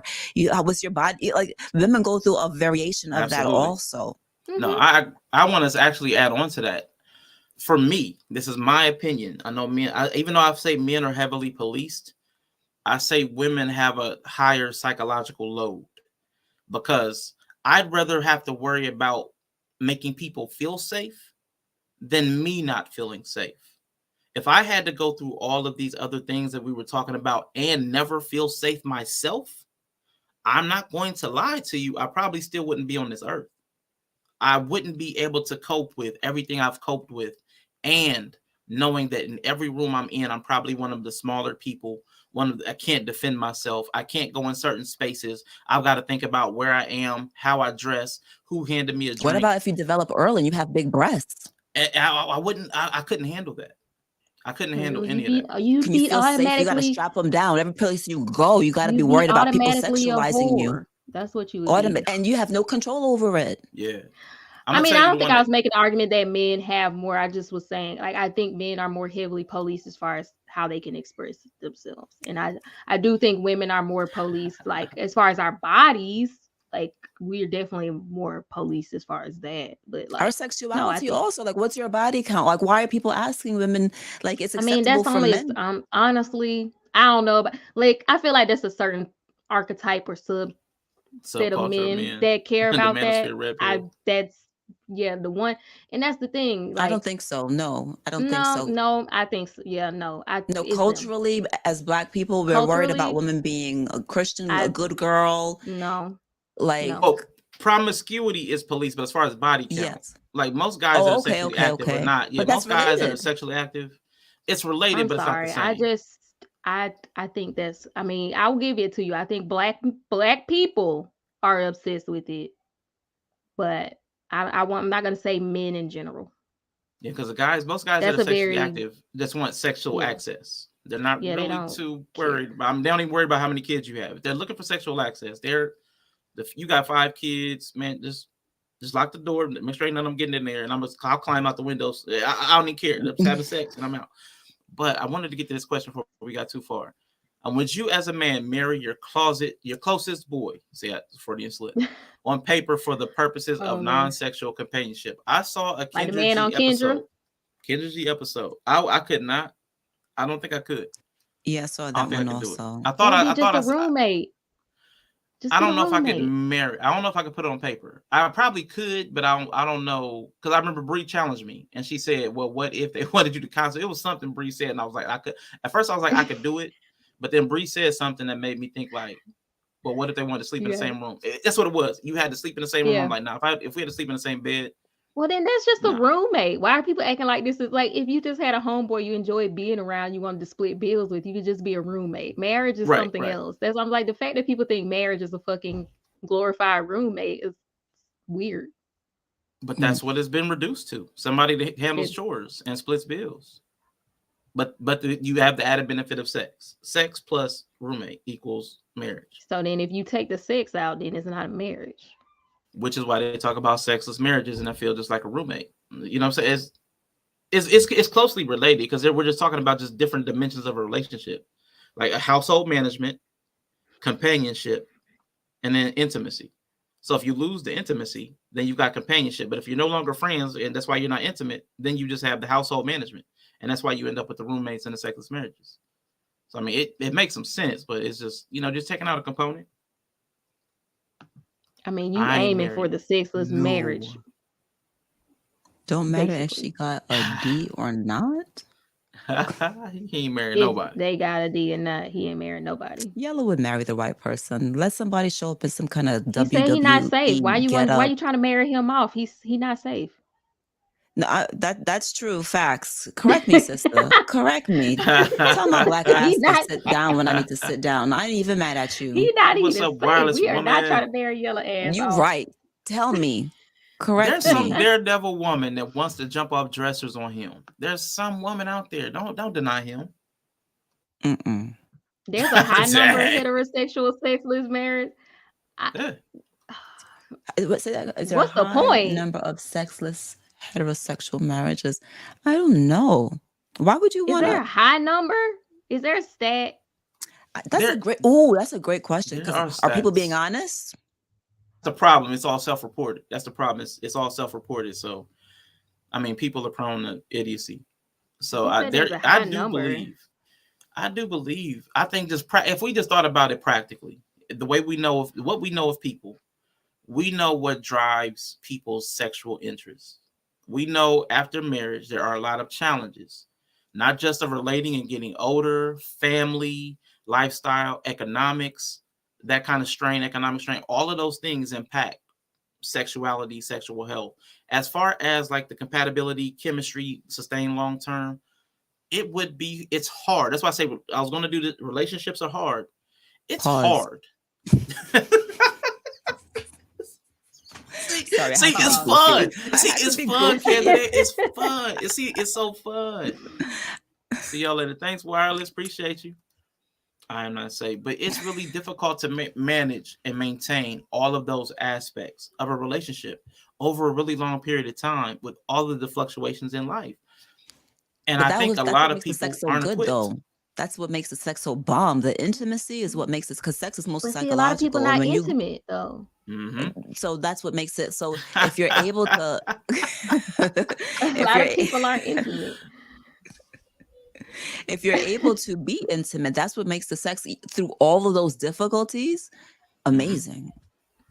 Okay, If but you I have don't think most intimacy. most people aren't even experiencing intimacy because they fall with if a marriage is a partnership or you looking for somebody to follow you, because partnership means an intimate. One of the definitions for partnership is an intimate a relationship with the person. And I'm like, yeah, a lot of people don't actually have an intimate relationships with their partner. They're not vulnerable with them. They don't share. They don't express freely around it. I mean, you can't have intimacy if you ain't got none of that. Mm-hmm. And we hear the way people are talking, the way they regard each other as humans. I mean, it's going to be hard to develop intimate companionship and friendship based upon the way a lot of people see the opposite or same gender loving. The way we see our companion person, that transactional piece, because of course we're exchanging in a relationship, but only seeing them as a wallet or a reproductive part, it kind of takes away that. I've seen and heard so many people devalue the person because of some other external thing, income level, they job thing, and it goes for both men and women. Like if the woman gets more money than me, I've seen guys that actually do get bothered by that. I've also seen the women that trip when they get more money. I've seen all of the different things that people fall into that kind of starts to erode trust and intimacy and communication. I've seen it all. And it's hard to sustain all of those things. It takes two people that are still committed and invested in the betterment of each other to overcome that. And that's rare to find, two people that are mutually willing to invest in the other person, even at the expense of themselves. Typically, you get an imbalance, and that's why the relationships end up breaking down. I noticed you use the word same gender loving. Is that the more politically correct word for gay? Why not just say gay? I can't say only because I've been hanging out in conscious and reckless space, and I hear them say same gender loving. So just by virtue of being around people who say for themselves that they are same gender loving, I've picked up their terminology to identify themselves. You know what I'm saying? So I'm like, if I'm around you and you say, hey, I'm Caribbean, I'm going to call you Caribbean because that's how you've identified yourself. You know what I'm saying? So I picked that up. I don't know if that's correct. I've just heard them identify themselves that way. So that's it's as opposed to just saying gay. Hold on. Yes, I haven't heard them say gay too often. I've heard them say same gender loving, and I don't know. Okay. I never want to make sure that that's not now a wrong terminology or something. I've never asked, and I've never seen it. I've never seen that they care when Why you people ain't do never say asked? gay. It just was never that important. Like just to bring in like the whole pronoun conversation. Like somebody's like, I want to be called this certain pronoun. I don't have a care. You know what I'm saying? Like if you want to be a certain pronoun, it doesn't bother me. If you want a certain language, if it's a language that's readily accessible to my mind and easy to remember, I can call you whatever you need to be called. It's just, I mean, I'm cool with that. So that it doesn't care what you want to be called. If it's in my wheelhouse and I don't have to learn some foreign language to say it, I mean, cool.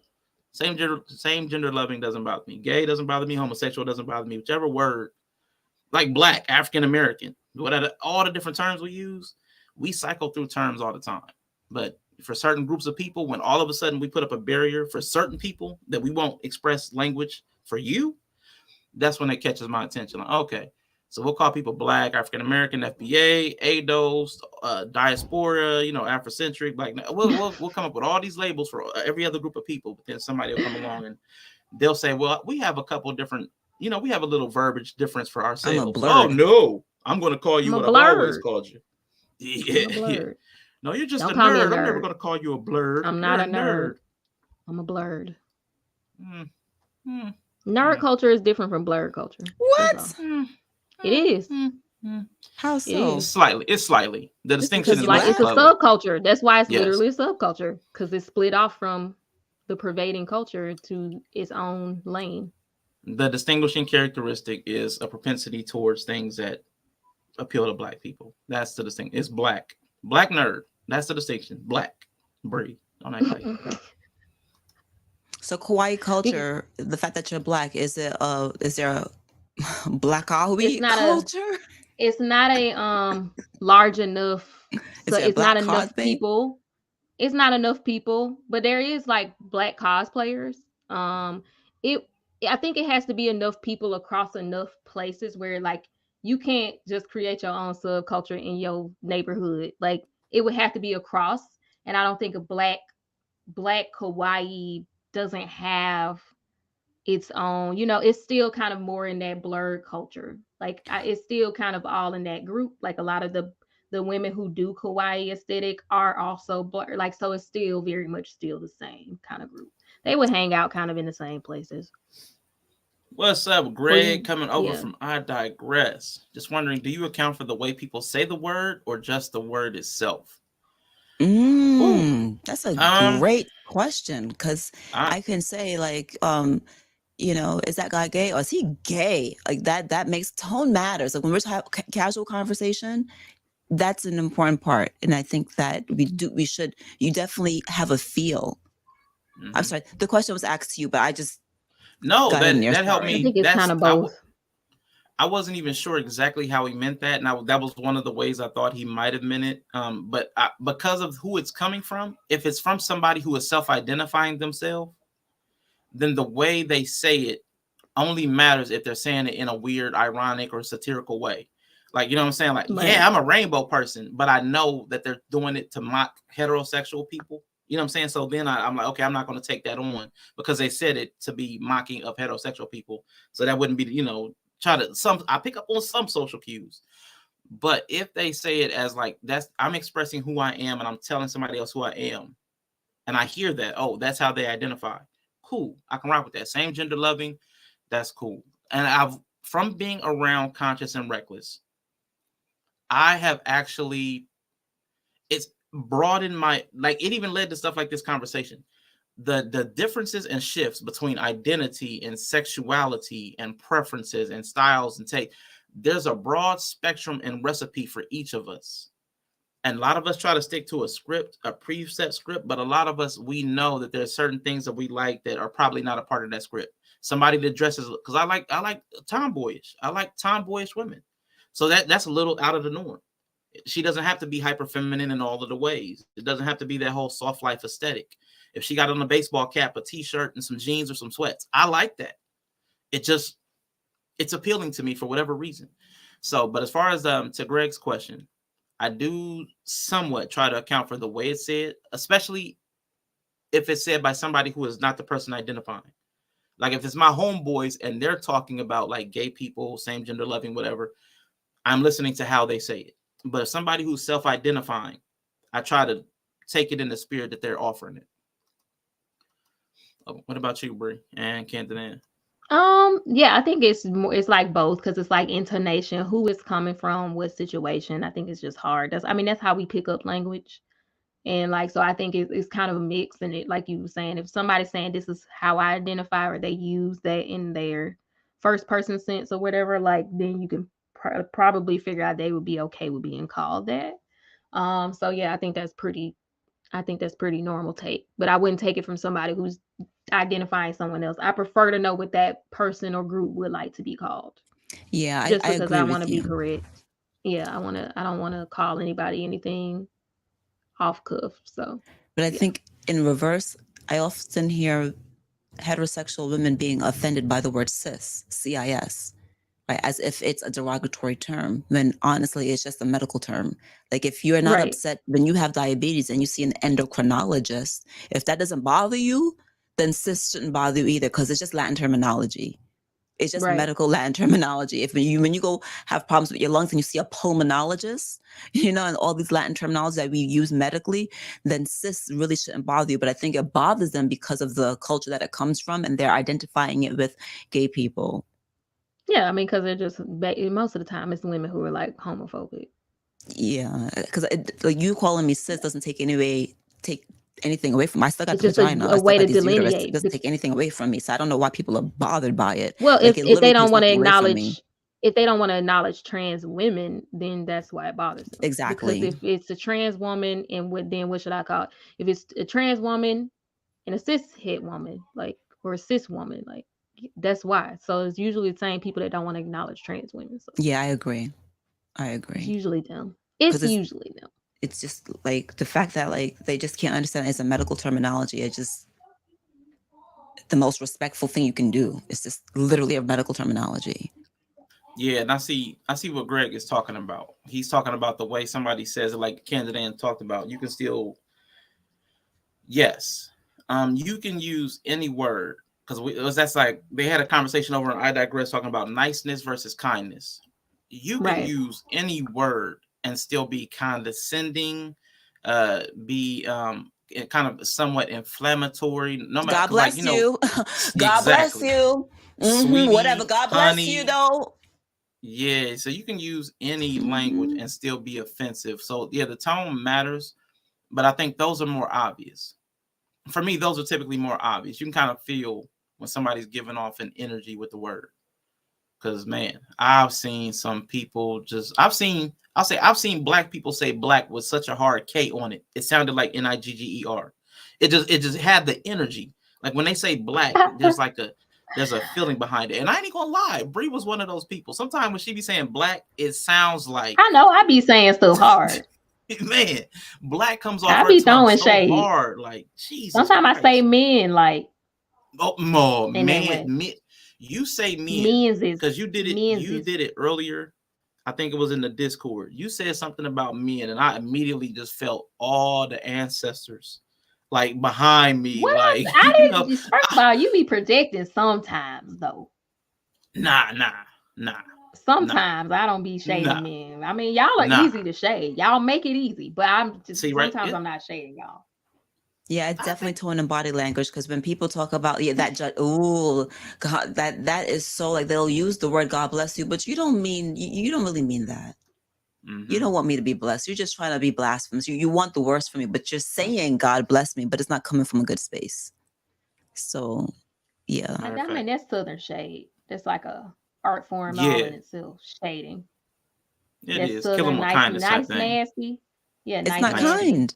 It's definitely shady. Nice, it's definitely rude. Yeah.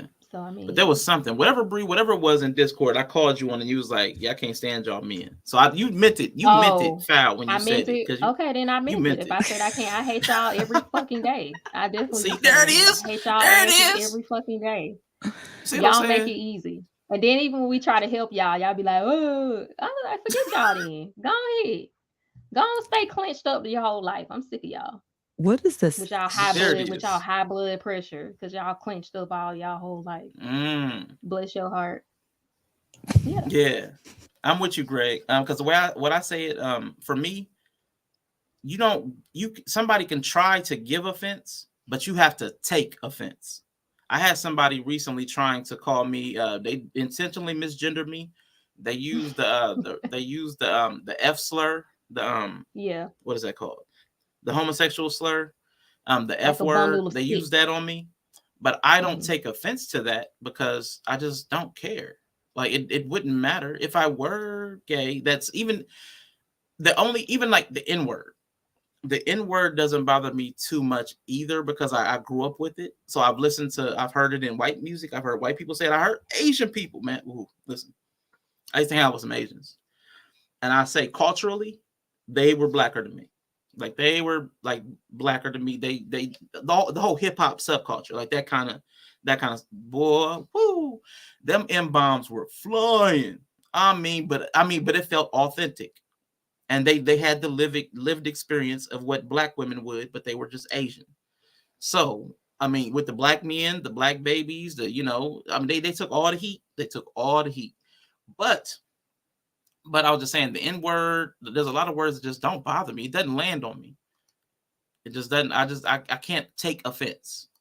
People are trying to give you offense, but you have to take it. Like they say, I take offense. You have to accept that offensiveness. Because people giving it's not your burden to carry. So only take offense if you choose to. Because they were part of the subculture, but would you take offense if the person was not in the subculture? I've gotten to a place where there's very few things I take true offense to. Like taking it personally, there's very few things because very few people know me personally enough. That's why I had to differentiate myself. Like what this whole thing is. When we talked about the masculinity, I've gone my whole life being judged on so many variables. Eventually, my brain broke. And it's really hard for me to care what a person thinks about me that doesn't contribute to my life and doesn't have any lasting impact, especially somebody I'll probably never see again. Like as an example, like I don't even know who this person was, but they passed through and they were like, man, y'all horny as fuck. Okay, that's cool. And somebody might, y'all be coming in here, y'all gonna come in here and say something. People say a lot of things, but if they don't have any type of relationship to you, no proximity, there's no nothing that you need to maintain, it has no value. It has no merit other than just like data. They think you're horny, and whether you are or not is inconsequential. They're probably just passing through anyway. Same thing with like somebody calling you the N word. Everybody's ever called me the N word was moving very quickly.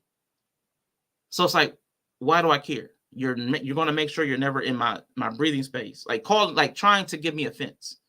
One person was driving, another person ran, and I can't remember the third one. I can't even remember the third one anymore. And if you call me like the guy on the panel with the F word, I just laughed and pointed at him because he's trying to trigger me. Like that's his intent, is to give offense. And if I don't take it, he looks like an idiot because he's just up there yelling and cussing, and I'm maintaining my composure. So not taking offense is one of my like weapons or defense mechanisms, because why would I care what some fool who would be on the internet trying to insult me has to say? Like, why? Exactly. Yeah, they have no value, so their words have no value. So I get though, and I understand that I also speak from a place of feeling the safety of a man. I always feel safe in my body. But I know I've learned that especially women, and I'll say a lot of queer people, don't have that feeling of safety where they can just take every person that's given offense as that's harmless. They can't just write it off. Whereas I'll write it off. Because if most of the people that have something to say about me saw me in person face to face, I know they probably wouldn't say it. But a lot of women and queer people don't have that same confidence. So I respect that everybody can't take my stance on it. But that's my stance because I do feel adequately safe in that regard. And you saying that makes me think about what Kwai said earlier, because the fact that she is part of a subculture and she doesn't know, you're constantly used to being attacked all the time. So you come off like ready to be attacked. I feel like also as a woman, as a Black woman, especially when people say that we are angry, we are aggressive, we have all these things, I also think it's because a lot like you said, we're Black, we're women. There's a lot of these pressures put on us that we're ready to attack because so much shit has been put on us as well. And no one really wants to account for that. All that we get is, why are you so angry? Smile, sis. When like we are on guard all the time because we're not safe. And it's never taken into consideration. This fucking phone when you said smile, that triggers me every freaking time. That's like one thing that triggers me. I hate that. It triggers me to this day, and I've had many conversations about it. I'm just saying, when you said that, I felt I had a visceral response to that. Oh, but you aggressive. Why you so aggressive? Why you don't smile, sis? Right? Yeah. Yeah. That's so annoying. So no one really takes into account, like, but we get this label that Black women are aggressive. And if you tell them why you don't feel safe, why you don't smile, they're like, "Oh, that doesn't happen." No, no, just smile. It's like, it's so annoying. That's why that is a particular conversation that would trigger me every time. I hate that. And real quick, I would want to say I use kid as an example because it was the closest thing that looked like an insult, because most people in the chat are very respectful. And I don't feel any type of way by that comment. Yeah. And kid, from I digress, appreciate you for coming through. But any insult from the chat, it really doesn't get under my skin. Like, and again, he was being funny. That's cool. I didn't take it anything. I wouldn't have taken it personal, even if you didn't mean it as a joke. So, I don't want y'all to think I just use that as an example because I knew that was going to be the closest thing to what I was talking about. Yeah. I mean, the conversation earlier was wild, so I just assumed maybe they were behind in the video. So maybe that's why they said it. So yeah, I didn't even take it. But no, I think the conversation was good. Like, I think we did end up covering a lot, but I just want people to kind of take from it. Like, I would hope in these conversations where, why would I care? She's happy or not. Damn. I know. I do want to say, like, I just, like, I hope in this conversation, I don't know if we conveyed it, but I just think people can be attracted to different things. And I want people to realize that, like, when we start talking about masculinity and all that stuff, I think people are dealing with a very small group of people, and you don't have to be anything. Like, I do really feel like there's someone out there for you. Like you said, there's some psycho woman out there who want to be body slammed by Yellow. I mean, maybe, right? But just like me, I'm the type of woman that I find people like Kai from EXO attractive, and Pierre EXO, and like all these guys who have these who are having these more feminine, risky choices. I still look at them and see men. I still look at them and see a man. Because they're still dancing masculine, they have masculine voices, like, for me, it's more than that. So I just my whole point was, I just hope people are seeing that it's kind of more to it than that. You may have a traditional woman who wants him to present masculine in all the ways, and that's fine. And you have some women like me who give more room for expression, maybe not as much as some other women. There are some other women who give way more room for expression than I do. So I think that's what they mean when they say sexuality and attraction is on the spectrum. And I think people should, like, understand it. I wouldn't be so worried about. If that's what you want to do, then I would say do it and, see how it goes. Agreed. 100% agreed. And I also want people to know that, like, I don't want people to be offended. Like, I think we need to, like, kind of, when I talk about, I often feel like we need to have better conversations and more respectful conversations. I want people to, when they are approaching something that's unfamiliar to them, recognize that you are dealing with a subculture, or recognize we're dealing with a minority, and make an attempt to temper your language so that you can have a conversation, as opposed to just being so aggressive, right? You might not view it as aggressive, but make a little effort to get to know someone because they're on guard initially. And it might not be fair. It just is what it is. It just is what it is. So let's just, work a little bit to get to know each other, because you might be into it. You might not, like, you might think it's kind of cool. Like me, I'm attracted to, I often joke, like, hypertension heavy. Hypertension is not a good thing, y'all, but like, I like a big guy. I like masculinity. He's a big boy. I like a big guy. I'm attracted to a big guy. I'm attracted to, like, no nail polish at all. Like, right. But I still see people that they're still men to me. I'm just not sexually attracted to it. But I don't think they're less of a man just because I'm not sexually attracted to that. Right. But I still see a man. Like, okay, if you tell me that you're a guy, you look a feminine guy to me, but you're still a man. right? I'm just not sexually attracted to it, and that's okay. I was going to point out, like, we learned that in nursing school, you don't ask why.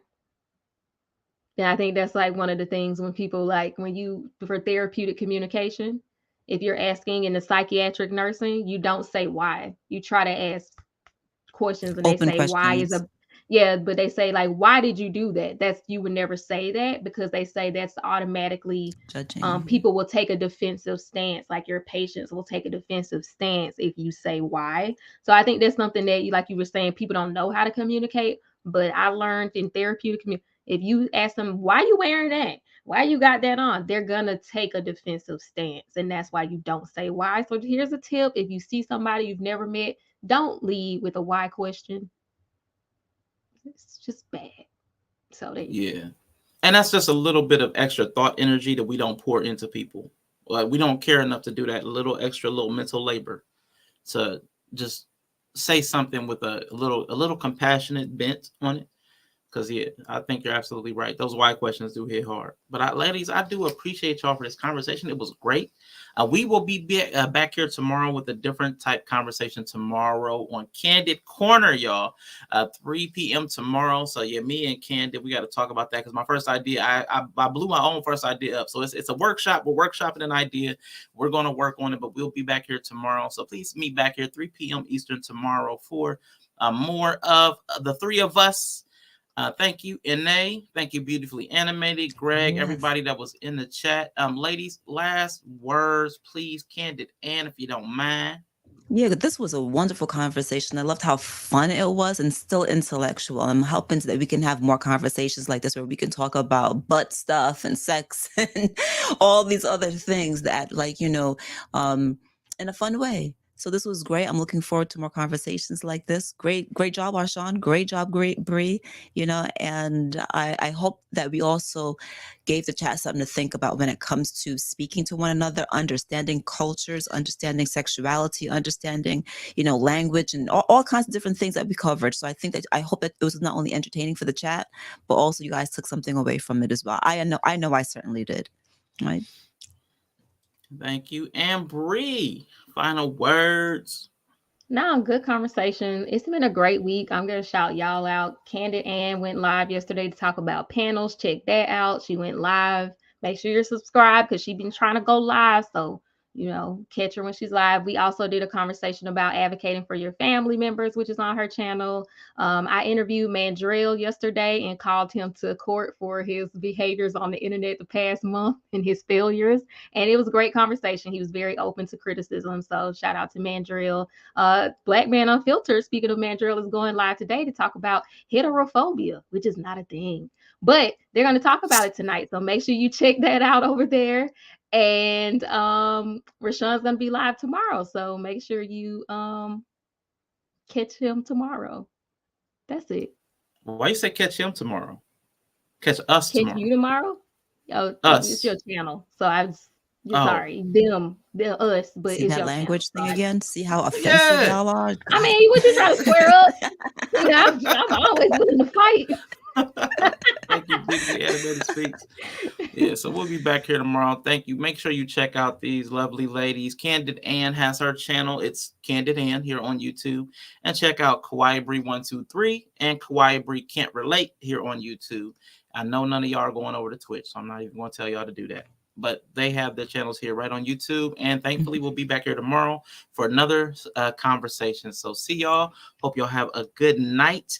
And you're right. Even though this is an ism show, we didn't do an ism, but I still got to do the outro. Peace. So, what is this ism? Here's the answer to your problems. Dr. Utopia's sensational new discovery, Ism. Ism will cure any ailment of the body politic. It's terrific. It's tremendous. Once you swallow the contents of this bottle, you'll have the bountiful benefit of higher wages, shorter hours, and security. Enormous profits, no strikes. Remember, you're the big boss. You know how long the ism been around? Yeah. The ism probably been around longer than the Illuminati. But we have different rituals. It's always a ritual to a secret society that we live in.